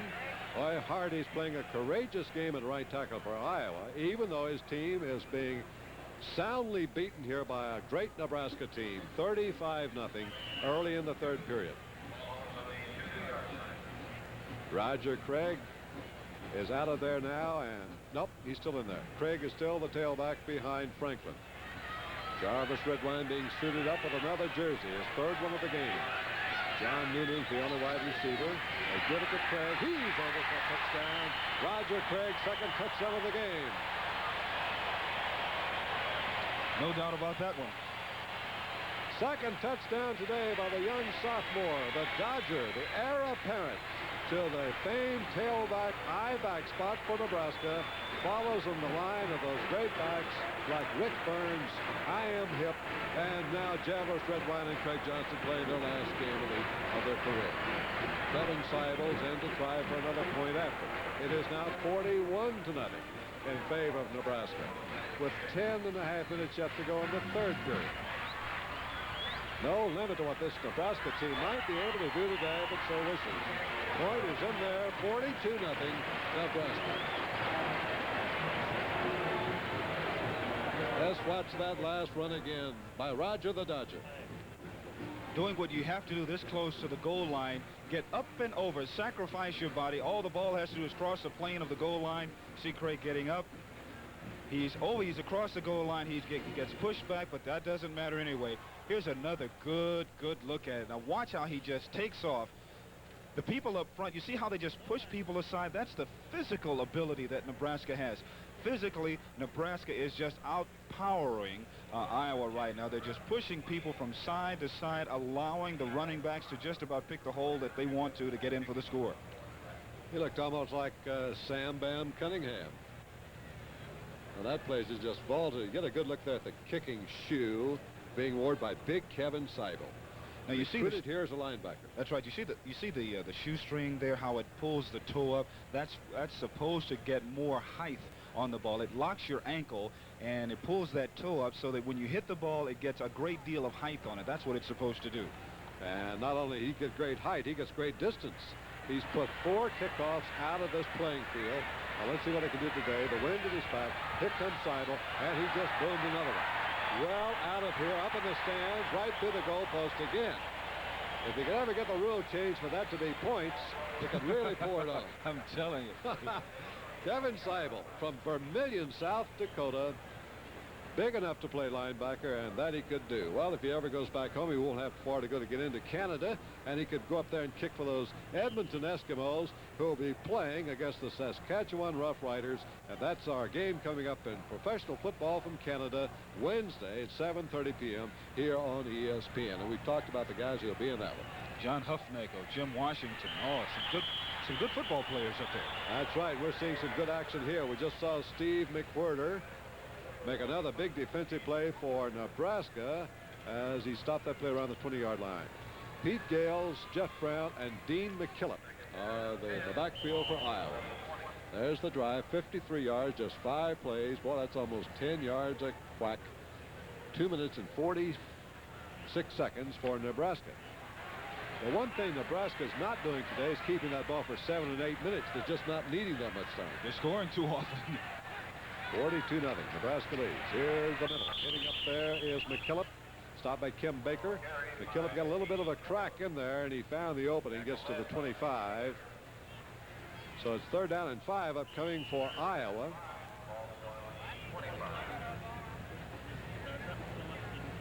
There's a look at the Nebraska sidelines. Been all happiness here today for the Cornhusker fans. Let's see if we see Mr. Gales go to the air. Wide receiver to the right is Keith Chappelle. He's in single coverage. He's tough to cover one-on-one. They go to Chappelle, and he's got it over the 30 for a first down. He's being covered by Rodney Lewis, who's extremely quick. But boy, it's tough to cover Keith Chappelle with one man, Jim. And the good thing that Chappelle does here is he gets enough yardage for the first down, and then he comes back. Sign of a good receiver. Now watch him. He goes downfield. He knows that he has enough yardage for the first down. The pass comes in. He starts to come back. The defensive back comes in, tries to strip the ball loose, but Chappelle hung on for the first down. Did a good job of driving that defensive back out of there. Now here's Nebraska going to a 4-man line for the first time today. They've taken out Heinlein, brought in another linebacker. A 4-3 defense for Nebraska. Straight drop here now by Gales. Up the middle, incomplete. He wanted to hit up there to Doug Dunham, his wingback, coming on a crossing pattern at the 40. Rodney Lewis and Kim Baker both had dropped back well for Nebraska. But Nebraska, expecting the pass now, Jim, suddenly changed its defensive set. Well, I think that's one of the important things that you try to do from a defensive standpoint is to change your defensive alignment, try to confuse the offense just a little bit. I'm sure that Iowa wasn't even looking for that particular defensive alignment then because they had 2 receivers in the same area. One man took care of both of them. Well, they've just come back now with Heinlein, so Nebraska is back to an odd man front or the 5-man line. Here's Gales dropping up the middle. He's hit his man. It's complete to Brown out of the backfield over the 40. He may or may not have a first down. This depends where they mark his forward motion. I think he's going to be short by about a yard. Rodney Lewis and Russell Gary hit Jeff Brown as he crossed the 40-yard line. He had to go to about the 41.5. He's about the 40.5, so it's going to be 3rd and 1 for Iowa. Nebraska defense. They call them the Black Shirts, and they've done a good job here today. Number 1 against the rush, the defense in the Big 8 last year, and they're going to be tough to handle again. Rolling out Gales, being chased. Gales in trouble. Gales going to be taken down for a loss. It'll be 4th down for Iowa, thanks to Derry Nelson, Brent Williams, and Sammy Sims, all of whom are in on the play for Nebraska. You know, Tom Osborne was talking about his defensive line was one of the things that he was worried about and concerned about going into the season. But the way they've performed so far this afternoon, I think they are eliminating some of that worry. Watch how they go to the ball. They may get blocked down, but they get up off the ground right away, pushing people around. And you see 1, 2, 3, 4 people around the ball carrier. Tom Osborne has to be extremely happy from a defensive standpoint to see that. Well, this is no ordinary Iowa team. This is an Iowa team that was given new respectability and credibility last year by Hayden Fry, who took over a sagging program that had gone 18 years without a winning season, and he put a little spark in the team. They won 6 out of their last 9 games coming into this contest, including an upset victory last week over Indiana. But this team in red, Nebraska, well, that's another story. The Cornhuskers are just double tough. With Tom Osborne, who took over from Bob Devaney. Osborne's the 5th winningest active coach right now behind Barry Switzer, Joe Paterno, Bo Schembechler, and Bear Bryant. Now, if that isn't a roll call for a future Hall of Fame, I never heard one. And you can add the name of Tom Osborne. Jim, he's a very soft-spoken young guy, has a Ph.D. in psychology, And can he coach? Great football team. Oh, he can get them up for it. 7:43 to go in the third period. Iowa scraped off by Gale. Sideline pass and incomplete. The tight end had it for just a moment. Andy Means went in there and hit Hubbard and took him down. So the gamble fails. Fourth down. I guess Fry says, if you're going to beat me bad, you might as well beat me a little worse. That's what's going to happen. I tell you, I don't know if I would have. Well, I don't know if I would have particularly tried for it this deep in my own end of the field, especially with the way the Nebraska offense has been operating. Well, that was a fourth down gamble, and now we're going to see Mr. Jarvis Redwine back in there with Franklin and Quinn, and here's the keep by Quinn around the right side, turns the corner inside the 35. Hit pretty hard down there by Pat Dean.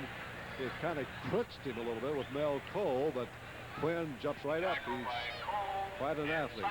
All Big 8 academic last year, Jeff Quinn. That's very important. You know, you mentioned that a little earlier about the great football team that they have here. But when they make an academic team like that, you know that these young men are in the classroom, too, where they're supposed to be. Jim, last year they had 3 on the All-America first team. That's just incredible. Effort for Nebraska. They got Randy Schlois in the back. They'll probably make it again. Hand off the football. Here comes Franklin with room. Over the 25. What a great run by Andre Franklin. A first down at the Iowa 20-yard line. So Iowa, you can't really call it a gamble. They're just running on fourth down a moment ago. Hopelessly beaten at this stage of the game. Did not choose to give up the football. They're going to give it every shot they have. They went for 4th and 1. They lost yardage on the play, and now here's Nebraska taking advantage of that. Wide to the right for Nebraska is Tim McCready, and to the left is John Noonan. Fullback has it. Franklin cuts right over Randy Schleisner, and he's to the close to the 15-yard line. Stopped by Bobby Stoops, a free safety for Iowa, and here's Nebraska marching again. Been known as the Cornhuskers since 1900. That's quite an improvement on what they used to be called, Jim Hill. They used to be known as the Bug Eaters. Not anymore. No, not very different. Roger Craig, the great sophomore, is back at tailback. Now here goes Craig. Craig cutting behind a blocker. Craig just men on him, goes to the 10-yard line. Oh, a powerful run by the guy who's 204 pounds, 6'2". They say he's a surefire future All-American, Roger Craig. Calls himself the Dodger. Followed his brother Curtis here, who's a 3-year starter. Almost transferred to Iowa last year when he was injured, wasn't getting to play as a freshman. But even Hayden Fry agreed that it would be better for Craig not to transfer. And now he's finding himself a spot. Just went out the sidelines as Jarvis Redwine returned. It is first down and 10. The ball just outside the 10. They could get a first down without scoring. Redwine it is. Redwine up the middle to the 5. 5 more yards for Marvelous Jarvis, Heisman Trophy winner. They say he has the best chance to win the Heisman for anyone since Johnny Rodgers. He was 3rd string last year to I.M. Hip and Craig Johnson when the season started. Hip was injured with a turf toe. Now a famous case. And Redwine got his chance. How did you Southern Cal, Jim, ever let him get out of Los Angeles? They are regretting that move, and they will forever. Second down for Nebraska. At the Iowa 5. It is Jarvis Redwine. Redwine inside the 5. Taken down around the 3 or 4 by John Harty and Brian Stratus. Redwine now picked up 153 yards and 12 carries. That's the unofficial count we have on him. Last week he had 179 yards. This is the 7th time in his career that he's been over 100 yards for a game. Out to the right is John Noonan, number 12, Jarvis Redwine, in that famous eye back spot for Nebraska. Fullback Andre Franklin, he'll not score. He'll be stacked up. It'll be 4th down. Well, if Nebraska, I doubt they would go for the field goal. Now the Nebraska fans starting a little chant over there, and let's see, here comes the kicker out. I think we're going to see. Nope, that's they're not sending in a kicker. They're sending in 2 tight ends. So I did not think Tom Osborne with a 42-point lead would go for a field goal, Jim. They're going to run it over if they can. If not, they'll give it back to Iowa. Or they might pass it over. Jeff Quinn has 3 touchdown passes. Gives to his fullback, Andre Franklin. Stopped on the 1. Well, it's a sporting gesture by Tom Osborne. He did not make any special efforts to get another touchdown. He just let his players run plain old vanilla, and Iowa stopped him. Take your hat off to Tom Osborne. He doesn't want to embarrass anyone. He really doesn't want to. If they score, then they're going to score. But he didn't do anything tricky. He didn't call a play where Jarvis Redwine would have the ball, because if Redwine gets the ball this close to the goal line, more chances than not, he's going to score. These people have a great deal of respect for each other. He knows that this ball game is well in hand. He knows that Iowa's completely outmanned. They're being completely outplayed this afternoon, so there's really no need in trying to embarrass them any more than they have been already. At the same time, of course, he didn't tell anybody not to play hard. That's right. They're going all out, but he ran very basic plays with his fullback. And if he could score it, fine and good. If he could not, then Iowa gets the ball, which they have here on the 1-yard line. Gales handing off to Brown. Brown cuts back at the 5. Needed one more step, didn't get it. Taken down the 7-yard line by Russell Gary, safety, and Rodney Lewis. Nose guard is out of there again, as looks like Nebraska's gone to a 4-man front once more, which is a new experiment for Tom Osborne at Iowa. He's always been a 5-man front or an odd-man front. And today, on 2 of 3 series, we've seen the 4-3 defense. Vince Campbell now is coming to wingback, a fresh or sophomore from Alachua, Florida, for Iowa, and he's wide to the left side. Pete Gales back. Gales giving off to Brown, looking for some running room. It's not there. Struggling for the first down. He gets it to the 10, but he's going to be about a yard shy. The first down will be 3rd and 1. Got to get a little working room here. They have to move up the field just a little bit before they can really afford to put the ball in the air. You know, Gales would like to be down 42-0. That's the only thing you can do in order to get the ball, in order to get back into the ball game a little bit, make the score respectable. But you really can't afford to take a lot of chances this far back in your own end of the field. And they've been passing a lot more in college football. Jim passing is up again this year. Here's another sweep by Brown, trying to turn the corner, cutting back, going for the first down. He has it with some to spare. Nice little move there by Jeff Brown after he was hit by Kim Baker. And he's got it up past the 15 for a first down for Iowa. Iowa's been completely outplayed, outscored, out-statisticized, outmanned in this ball game, but they still have not been outfought. They still come at you like a bunch of kamikaze kids. Now that's the only way Hayden Fry will have it. Now let's see if he opens up a little bit. There's Brown. 14 carries, 51 yards. About a third what he got, less than a third what he had last week. Straight handoff on the dive. Wow. What a hit by Brent Williams. Brent Williams, a linebacker, filled that gap to hit Dean McKillop right after he was handed the ball. No gain. Might have lost a yard. 2nd and 11. I think the linebacker core for Nebraska is really the strength of their defense. Got an example there. Williams really came up and filled the hole, stuck the ball carrier, put him right back on his back. Craig Johnson, the backup tailback for Nebraska, has not played in the second half. Remember, he was shaken up a little bit. Well, we're told he is okay. He will not play anymore today, but he is all right. Straight drop by Gales. Gales out of the pocket. Fires. Broken up down there by number 66, Brent Williams. Brent Williams, right side linebacker on that play for Nebraska, broke up the play. He's everywhere. It certainly is. Transferred to Nebraska from Los Angeles Southwest Community College, so he's another Inglewood boy, same hometown as Jarvis Redwine. Seems kind of funny to see so many good football players get away from a particular area and go all the way across country and end up someplace else. Iowa now faces 3rd and 11 at their 15. 1:20 to go in the 3rd period, and they're trailing 42 points here to this Nebraska juggernaut. Straight drop by Gales. Good protection. Going for the long bomb. Might be intercepted. Here's taken down by Lindquist. Rick Lindquist hit down by Doug Dunham, the receiver, who was intended for, but a turnover again to Nebraska, and the Huskers will get the ball at the 42. Well, yeah, I think you kind of expected this to happen because then Iowa was going into the wind, and you put the ball up like this. Gale goes back. We are not that sure of how strong his arm is, but when you're throwing into the wind, it kind of fluttered just a little bit. Lindquist coming over, picking the ball off.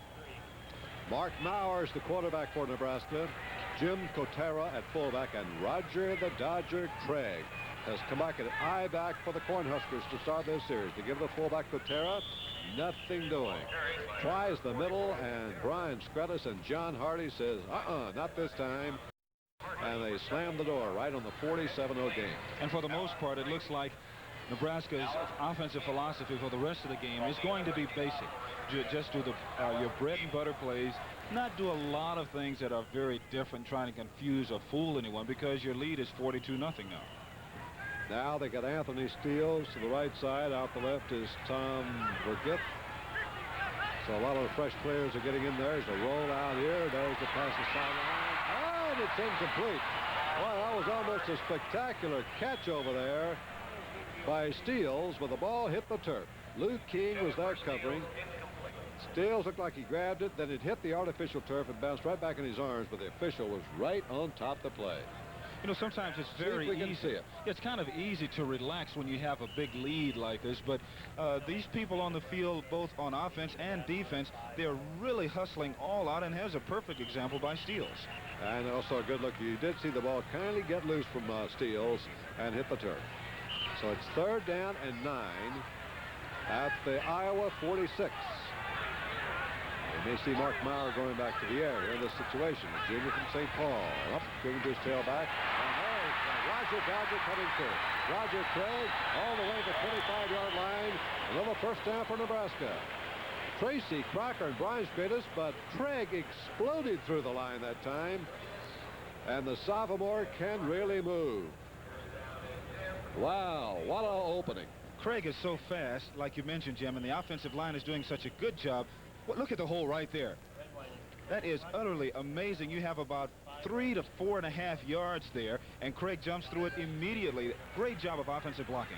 You could put our ESPN truck through there with George Smith hanging on the side, you know. Here's the option run. They pitch it out. And that was incomplete. That was pitched forward. Incomplete. That'll be ruled as a forward pass. Luke King was there. And that was intended for Roger Craig, but you can see that ball was thrown forward. Good call by the official. Excellent call by the official. A lot of times, you know, people criticize officials across the country for making controversial calls one way or the other. They don't particularly agree with them in the stands. But more times than not, these gentlemen, under tremendous pressure, do an excellent job.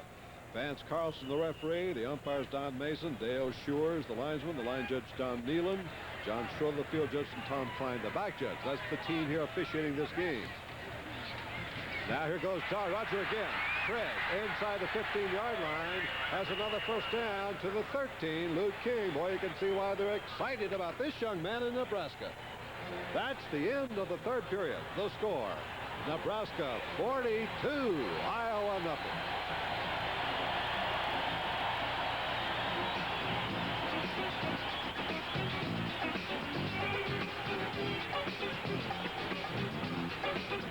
It's hard to pick out the red of this band because here in Nebraska, everybody wears red. You know, this would be a paradise for a bull.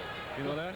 You turn a bull loose in a place like this, he'd have a field day with all this red around. Paradise? I'm afraid he would die of frustration.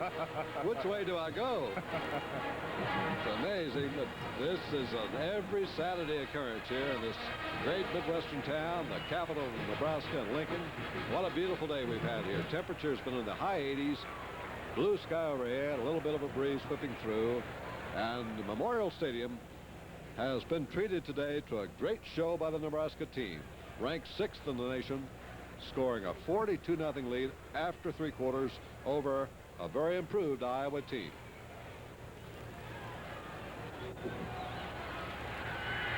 The second unit is all in now for Nebraska. Mike Bruce, Mike Mandelko, Brad Johnson, Gary England, Tom Karlstrom, Steve Davies all across the line. Mark Mowers, the quarterback, Jim Kotera, the fullback, and Roger the Dodger Craig is the tailback. Give it to the fullback, Patera.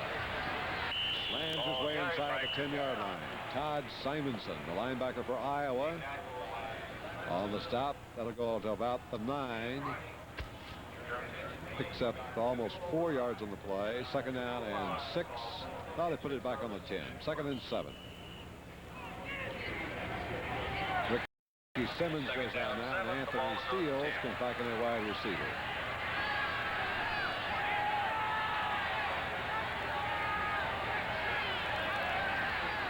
Taking the fullback of the keep on now on the option. He almost gets to the 5-yard line. Pulled down on the play by Pat Dean and George Person.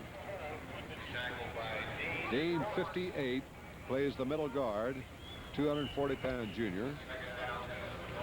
This defense ranked 4th in the Big Ten last year, and Hayden Fry himself said it had improved with quickness and strength this year.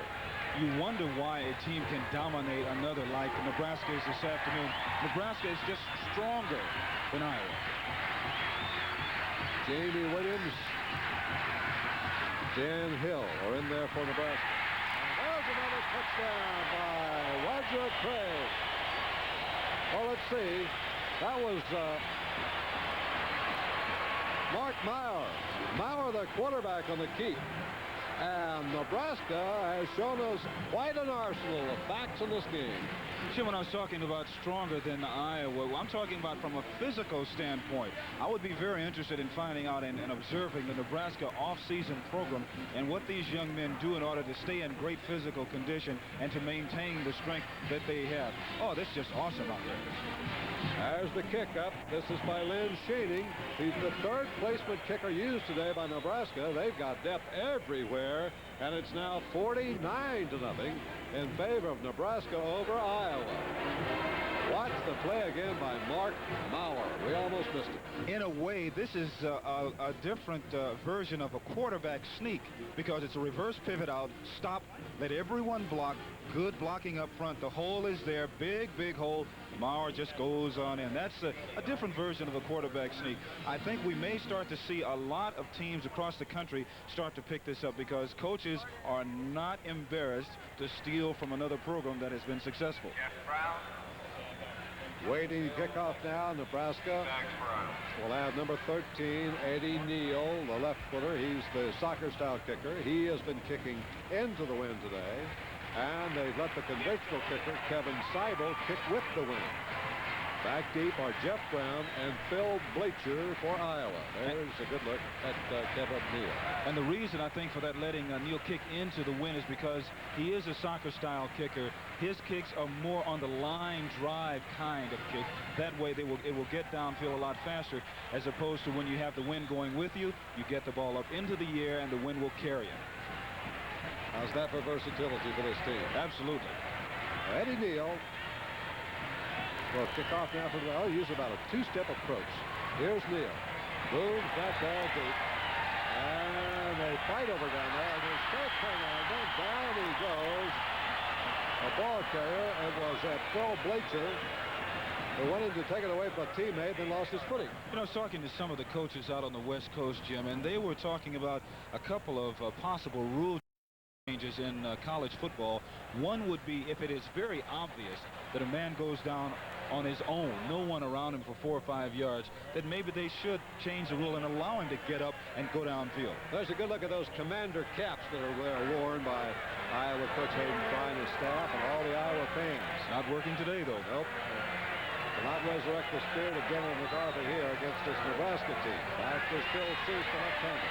Seuss is in trouble, and he's taken down for a another sack on the play. This one by Jimmy Williams. Second one he's had today. So the young junior brother of Tony Williams comes through again. Well, Jim Hill, there's the scoring drive. And all of us at ESPN want to congratulate you on your announcement of your engagement to the beautiful Denise Nichols. And we wish you great luck. Thank you. Thank you.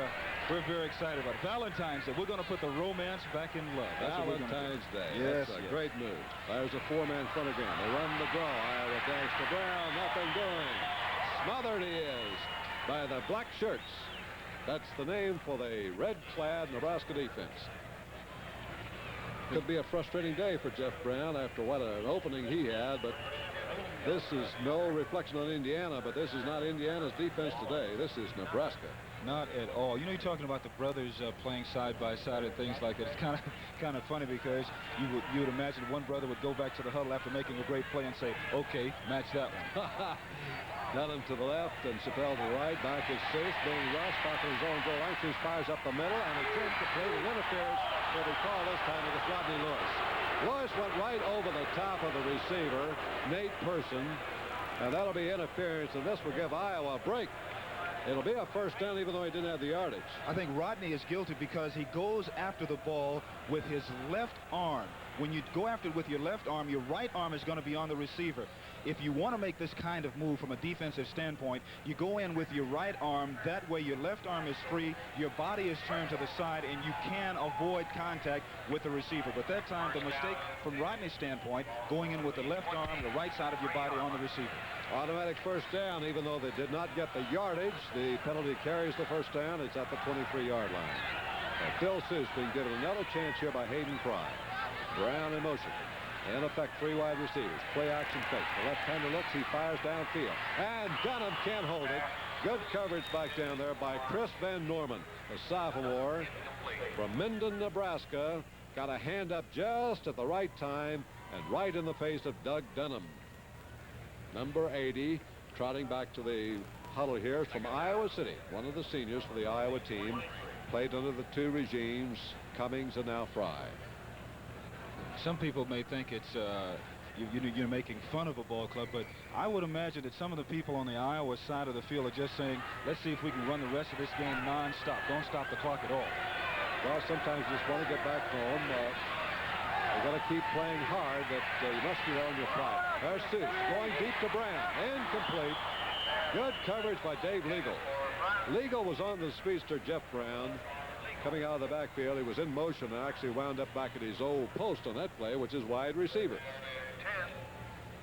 That'll bring on 3rd and 10 now for Iowa at the 23. Nebraska looking for this, so there's no surprise element here, and it's very tough to hit those long passes. You know, you would think that with Brown having been a wide receiver that maybe they would have tried to throw the ball to him a little bit more this afternoon. But of course, when you have an outstanding defense like Nebraska does, you can neutralize just about anything. Keith Chappelle is to the right. He's the top receiver.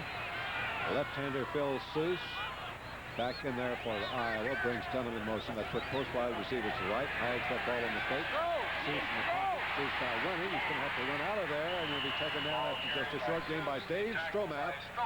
A ponderous 248-pound junior makes the stop. Boy, the great coverage downfield. Nobody to throw to by Seuss.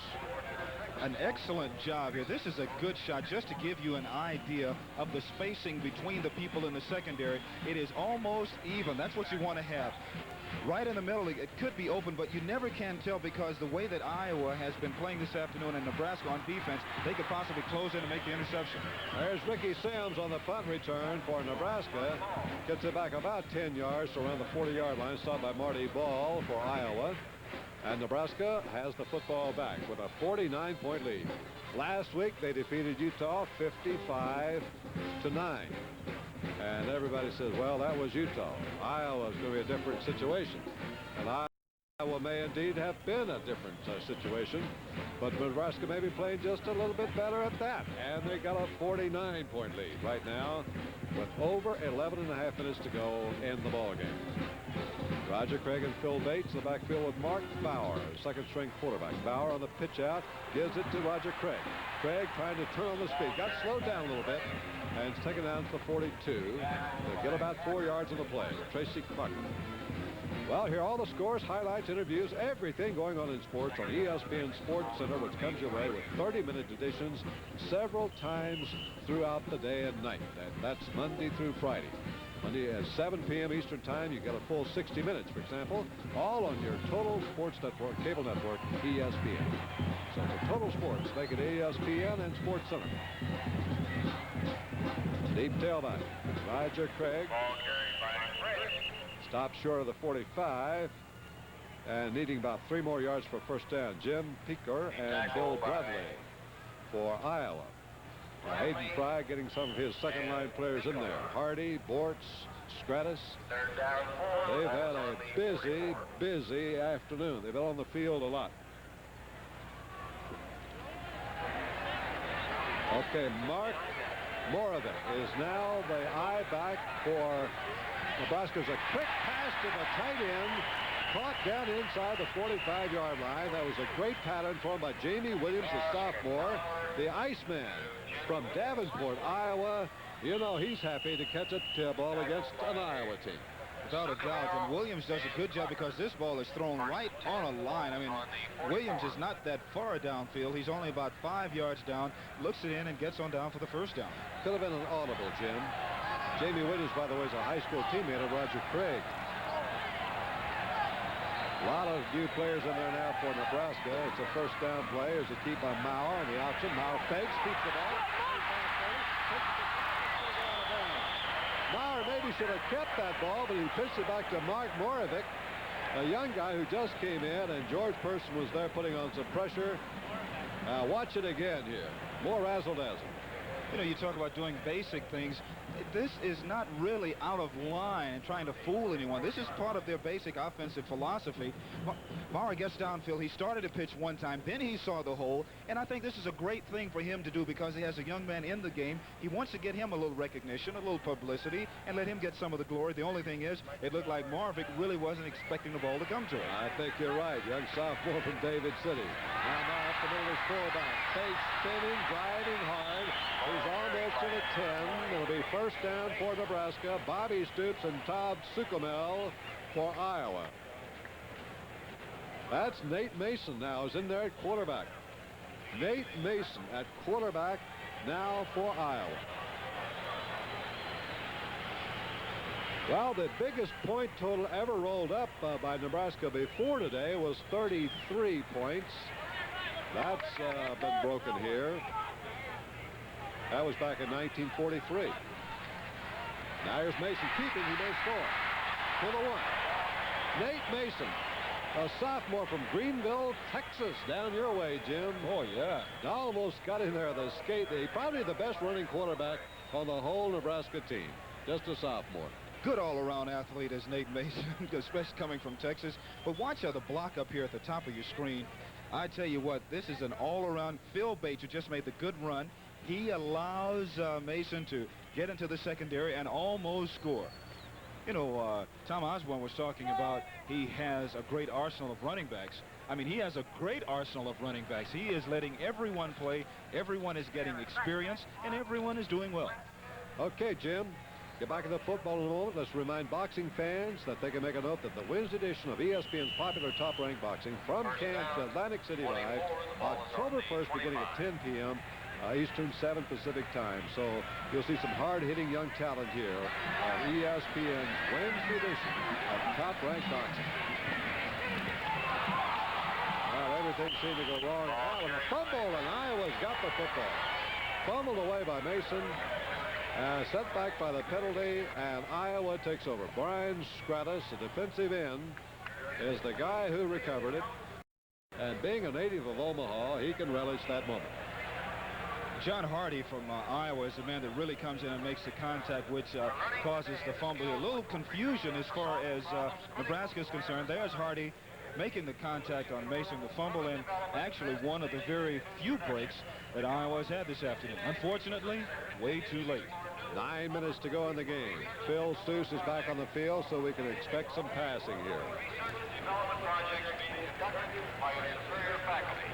We salute the faculty and students of the College of Engineering and Technology for a viable research effort hand in hand with the training of... Here's Stoops dropping straight back for Iowa on first down.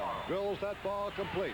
And it's caught by Dunham. Dunham over the 40, the 45, 50. Into the Nebraska 47-yard line. He's overtaken by Dave Legal. And Iowa gets off one of its big plays of the game. Now, Dunham has good speed.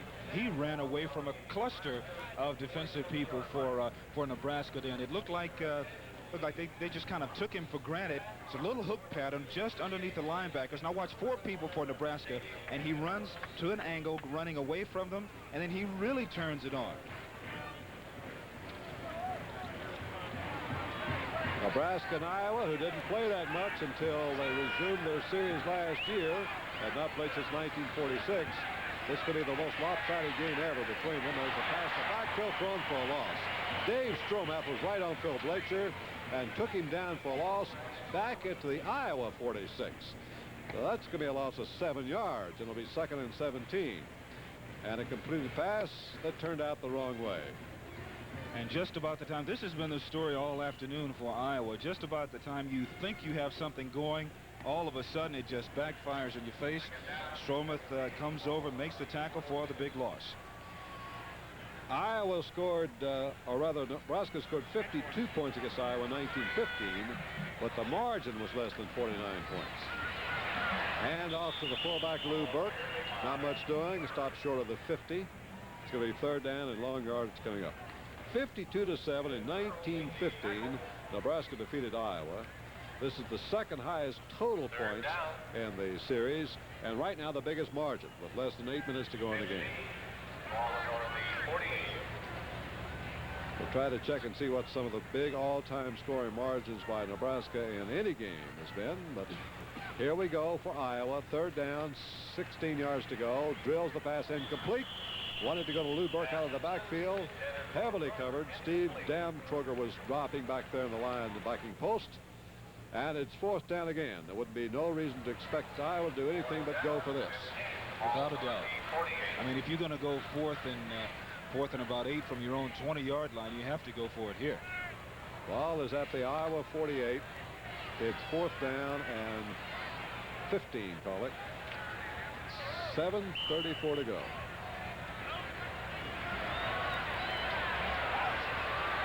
And Seuss in the 4th down pass.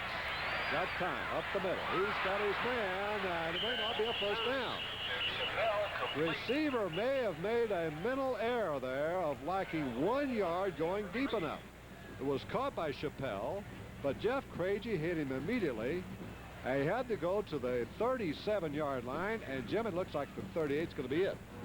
I think so. You were absolutely right when you said a mental error there by Chappelle. Receivers have to know where they are at all times on the field. Make sure that you drive the defensive people off far enough that when you turn to come back that you're going to have the 1st down by at least 1.5 yards or 2 yards. Unfortunately, Chappelle didn't drive the defensive back off far enough, and Nebraska gets the ball. Nebraska will take over. And it'll be at their own 38-yard line, 1st and 10, even though they gave up the pass play on 4th down. Was completed well by Seuss to Chappelle. Most points ever scored by Nebraska is not going to be challenged today. They scored 119 points against Haskell in 1910. They do have a 49-0 lead. Another quarterback in there. Pitch out goes to Roger Craig. Turns the corner. Runs in for a defensive player at the 45 and goes right on out of bounds to the 46. Pretty nifty game on the play. It was Keith Hunter over there that hit him. And putting the screws back into a headgear. Those guys are hitting down there for Nebraska today. Well, they are. Both teams are really hitting. It's a good hitting football game. The only thing is, Iowa's just been completely outplayed. Nate Mason still running the attack for Iowa. Bates and Craig behind to give it to Roger Craig. Craig gets up in the middle for a short gain, but enough for a 1st down. Looks like he made the 50-yard line as the clock shows 7:15 to go in the game. Kevin Spitzig, freshman linebacker, stopping the play for Iowa. Well, they have not gotten out of giving it a full effort, Jim. Right there is Phil Seuss on the phones upstairs with his offensive coordinator. Hayden Fry is that kind of individual. He never gives up. 1st and 10, Nebraska at the 50. 3rd quarterback used today by Nebraska. Here's Mason.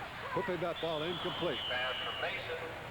That was intended downfield for Hubert. Brian Stratus was putting on a good rush. Randy Hubert is now in there at a wide receiving spot for Nebraska. Everybody's getting to play here today for the Cornhuskers. They're rolling to their 2nd consecutive impressive win. So here's a team, won 2 national championships in the 70s, 5 Big 8 titles, went to a bowl every year, and they're starting off the 80s just as impressively. Mason on that spin, ops on the reverse option play, and this is stopped by Bortz. Mark Bortz, sophomore tackle who teamed so well with Hardy.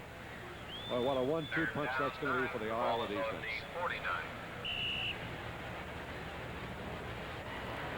Wind's whipping up a little bit more here now, Memorial Stadium.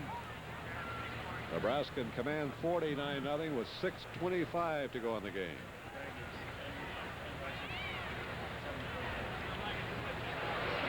Mason, his tailback. Roger Craig with room for the quarter. Boy, Craig turns on this crowd. He sure does, and it takes someone like a Jarvis Redwine to keep Roger Craig on the bench. Or Craig Johnson. Johnson was shaken up in the first half, but the last report we had him, he was okay. We're caught in the midst of a dust storm here in Lincoln, Nebraska. You see the effects of the winds really whipping up, and that's just outside the stadium here at Lincoln. Down on the field, papers being blown around. This isn't going to help the passing in case where Mason wants to go to the air, and he does. Nate Mason looking, firing on the run, incomplete. He was trying to go down there to Randy Hubert. Incomplete pass, stops the clock at 5:50 to go. Kevin Ellis covering with George Person. And it'll be 2nd down and 10. Well, I think Nebraska will be looking to move up in the national rankings after this great victory. They, year in and year out, have always had a tremendous football program here, and from we've seen this afternoon, it's easy to see why. 6th in the polls they were. Wide receiver out here for Nebraska. Working through the tailback there. Bates, he shows some great speed. Explosive burst. Bates almost goes the distance. Tracy Crocker and George Person stopping the secondary at the 20-yard line. Bates almost scored earlier in this quarter, and but one of the funny things here is that Nate Mason, now watch him. Evidently, Iowa has assigned someone to the quarterback and also to the tailback in each position, and bang, hit him every chance you get. And so Nebraska's got a 4th quarterback in the game now. Matheson pitching out the side of Ricky Simmons. Simmons a good fake, turns the corner and gets inside the 15-yard line. Bruce Matheson, a sophomore from Superior, Wisconsin, the 4th quarterback used today by Nebraska. And Ricky Simmons, a 9.4 sprint speedster, turned the corner and gave a little head fake over there and almost broke it. A little stutter step and got down a couple of extra yards, but Tom Osborne is making everyone happy on the sidelines now because everyone will play in this ballgame. And an awesome display here by Nebraska. Now Bruce Matheson running the attack. Hands to his tailback, and Roger Craig wrapped up early by Mark Bortz, number 63, and taken down for no appreciable gain. Brad Webb coming on for the secondary hit. Happy faces today in Nebraska. And they got a tough row coming up. Penn State, Florida State, and a tough Big 8 schedule that includes Missouri and Oklahoma, among others. That'll be a good one, Nebraska and Oklahoma. It always is. Comes the last game of the season, often decides the title. Fullback hitting in there. Can't go this time. Mark Moravec, that was. Stopped by Mel Cole. All 4th-string backs are now in the lineup with the exception of Roger Craig. Another change for the Cornhuskers. 4th down. Bringing in numbers they don't even have in the program right now. Everybody gets to play. They brought some freshmen in and Justin. 4 minutes and 20 seconds to go. Bruce Matheson, the quarterback for Nebraska, runs the option, keeps the ball, cuts inside the 10. It'll be 1st and goal, and Nebraska is threatening to go over the 50-point mark for the 2nd week in a row. That's pretty hard to keep up 50 points or more average every game. Well, got to hand it to the Iowa cheerleaders. Still got their spirits up. Well, but they're crying on the inside. Well, they've just run into quite a team today, Jim. Receiver rights, Tom Verget. Matheson to his tailback. I think they're keying on Roger Craig now. Craig is snowed under as he tried the right side. Well, let's see. I don't think Craig's running that spot now. They got Dave Buck. Dave Burke is in there. He's a brother of Lou Burke. No, he's a freshman, Dave Burke. Lou Burke plays for Iowa. But Dave Burke now playing at tailback. He's the 4th tailback used today. Actually, the 5th because Mark Morvick played that spot. Now a keep on the quarterback, and Matheson's not going to go anywhere. Brad Webb sees to that for Iowa. Nebraska is trying to run out the clock now with a 49-0 lead. A little over 3 minutes to go. This will be 3rd down upcoming for the Cornhuskers. Look at that. 26 first downs, 6 for Iowa. It's been almost embarrassing here the way Nebraska has dominated this game. But quite a tribute to Tom Osborne and the team he has going for national honors this week. 6th in the polls last week. If there are 5 better teams in the country, Jim, we're going to see a great year. Oh, I'd like to know who the other 5 are myself. Well, we mentioned some that might be, and you're going to be seeing them here next week on ESPN. How about Alabama? Well, Alabama might be one. How about Ohio State? We'll get a chance to look at them because they'll be playing Arizona State next week. We'll be in Columbus. That's right. And Alabama plays Vanderbilt. How about Oklahoma? Oklahoma's up there. That's 3. Okay. We've got 2 more to go. Well, let's pass for a while. What do you say? Okay. Well, anyway, Tulane takes on Stanford. They're not a bad, or knocked off Stanford. Iowa State takes on Iowa. Tulane will play Ole Miss. All those games coming up next week on ESPN, your total sports network. So if there's a better team than Nebraska, ESPN will be bringing it to you before long, right? Absolutely. This is 3rd down facing Nebraska. 3rd and goal. Wide receiver off to the right side. Quarterback is Matheson, running the option. Matheson keeping. Matheson's to the 5. That'll be it. It'll be 4th and goal. George Person stopping the play for Iowa. Iowa just playing on pride now, trying to keep them from crossing that goal line. They stopped one Nebraska drive here in the 3rd quarter at the 1-yard line. Now they have Nebraska 4th and goal at the 5. There's Brian Stratus from Omaha. Played well. So John Hardy, Mark Forts. Too many Cornhuskers. Fullback up the middle, driving. Mark Morvick, and he stopped short by about a yard, and for the 2nd time in the 2nd half, looks like Iowa is going to stop Nebraska at the 1-yard line. Well, the score could be worse, Jim. The score could be up in the 60s. It certainly could, and I think that you take your cap off once again to Tom Osborne for not really embarrassing Hayden Fry and the Iowa football team any more than they are already. Each coach has a great deal of respect for the other coach and their program, and you also know that what goes around comes around, and maybe one day Iowa will be on the other side of the field, and they will be able to score a great deal of points. And then Osborne knows that on the other side with Nebraska now, and so they have respect for each other, and they know that one time or another it'll come back to you. Well, look where they were huddling, though. They were almost off the football field. Everybody's lined up in the end zone here from the 1-yard line. This is Gales back in his end zone, and he's thrown for a safety. A sack and a safety. Jack Lanowski. Jack Lanowski was in there to throw him. He is a junior from Stromsburg, Nebraska, 248-pounder, and he got the quarterback, Pete Gales, behind the goal line.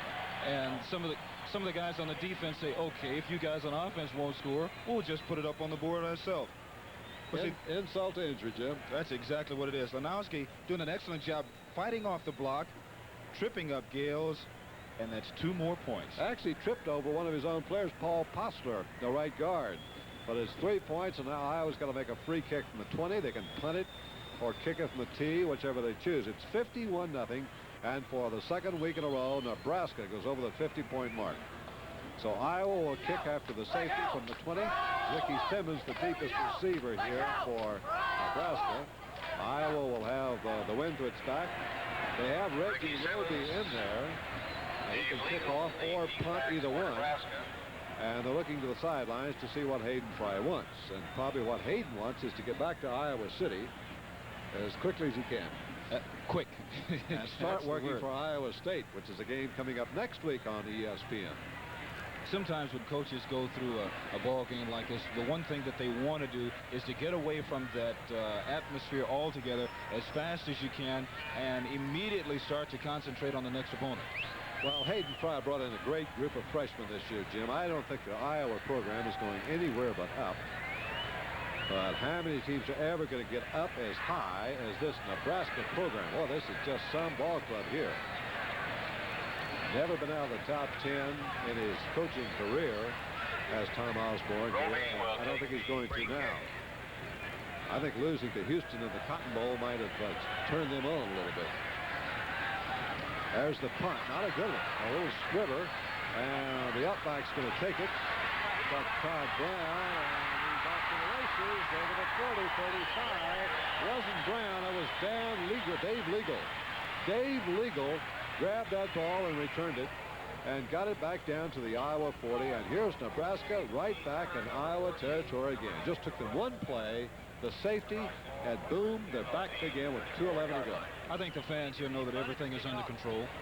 Bruce Matheson will be the quarterback. It's probably going to be just a case now of Nebraska running out of time. Got a 1 first down will about do it. 2 minutes to go, and 51-0. Nebraska in the lead. Here's the keeper, Matheson. He's got some room inside the 25. Well, Matheson said, as long as I'm here, I'm going to give it all I've got. And the coach can't ask anything else. He's inside the 24. That's a first down for Nebraska. Clock will be rolling as soon as the ball is spotted with 2 minutes and 3 seconds remaining. So now we go in the final 2 minutes. Nebraska winning handsomely and impressively today over Iowa. Matheson on the reverse to Simmons. Simmons to the left side. And one thing Iowa has done today, it has stopped every reverse action play. Every one. Which means, like we talked about earlier, Jim, they know their assignments. They know their defensive assignments. So if there is, coaches know that you're going to make physical mistakes, but there's really no excuse to make mental mistakes, and that is not knowing where to go. Iowa knows where to go. The problem is they just have had a little tough time getting there. Now 1:22 to go. Second down, about 13 to go for first down. Maybe enough time to run out the clock. And that's Dave Burke, the freshman. Very seldom does a freshman get into a ball game for Nebraska, but today has been an exception. Paul Smith comes in now, fullback. And Smith is just a sophomore from Inglewood, California. There's that town again. Got about 4 or 5 players, including Jarvis Redwine and Keith Chappelle, who's been from Inglewood, has played big roles in this ball game. The fullback has it, and there's the man, Paul Smith, we just mentioned, getting a call on first play. Penalty markers drop with 39 seconds to go in the game. And Iowa now just trying to stop them if they can, and Nebraska trying to run out the clock. Jim, we're going to see some great teams this year, but I don't know that we'll see a better performance than we've seen today from Iowa. They're going to have to go just a little bit. The other teams that we see this year, they're really going to have to put on an outstanding performance to top this one by Nebraska. I mean, every facet of their football program is complete. Tom Osborne was talking about he was worried a little bit about his line play. I think they've removed a little doubt this afternoon. Oh, they're going to be so confident for the rest of the year. They won't be cocky. They'll just be confident and knowing what they can do, and that always helps. Jim, there were 76,029 here today, and you know, I think at least 50,000 are still in the stands. They love their football. They really do. 39 seconds to go, 51-0, and they're still here cheering. And they got 4th string players in there right now. Dave Burke, the fullback. The tailback is Mark Meredith. Quarterback is Bruce Matheson. All 4th string players for the Nebraska Cornhuskers. Jarvis Redwine, another outstanding today, unofficially 153 yards, and scored the first time he catched the ball with 19 yards. To keep on Matheson, he may score. And he's over the goal line. It's a touchdown for Matheson. Touchdown for Nebraska, 57-0 with 27 seconds to go. Bruce Matheson, how many people have scored in this ball game? He must be the 5th, 6th, or 7th player that scores. Spread it around. That's what makes it a team effort, because everyone gets a chance to get in on the glory. Matheson keeping that ball for 12 yards and scoring another touchdown. That drive went about 40 yards. Eddie Neal, soccer kicker, the left footer is in to kick the point for Nebraska. They haven't missed one today, and that one is the first one. That's wide to the left.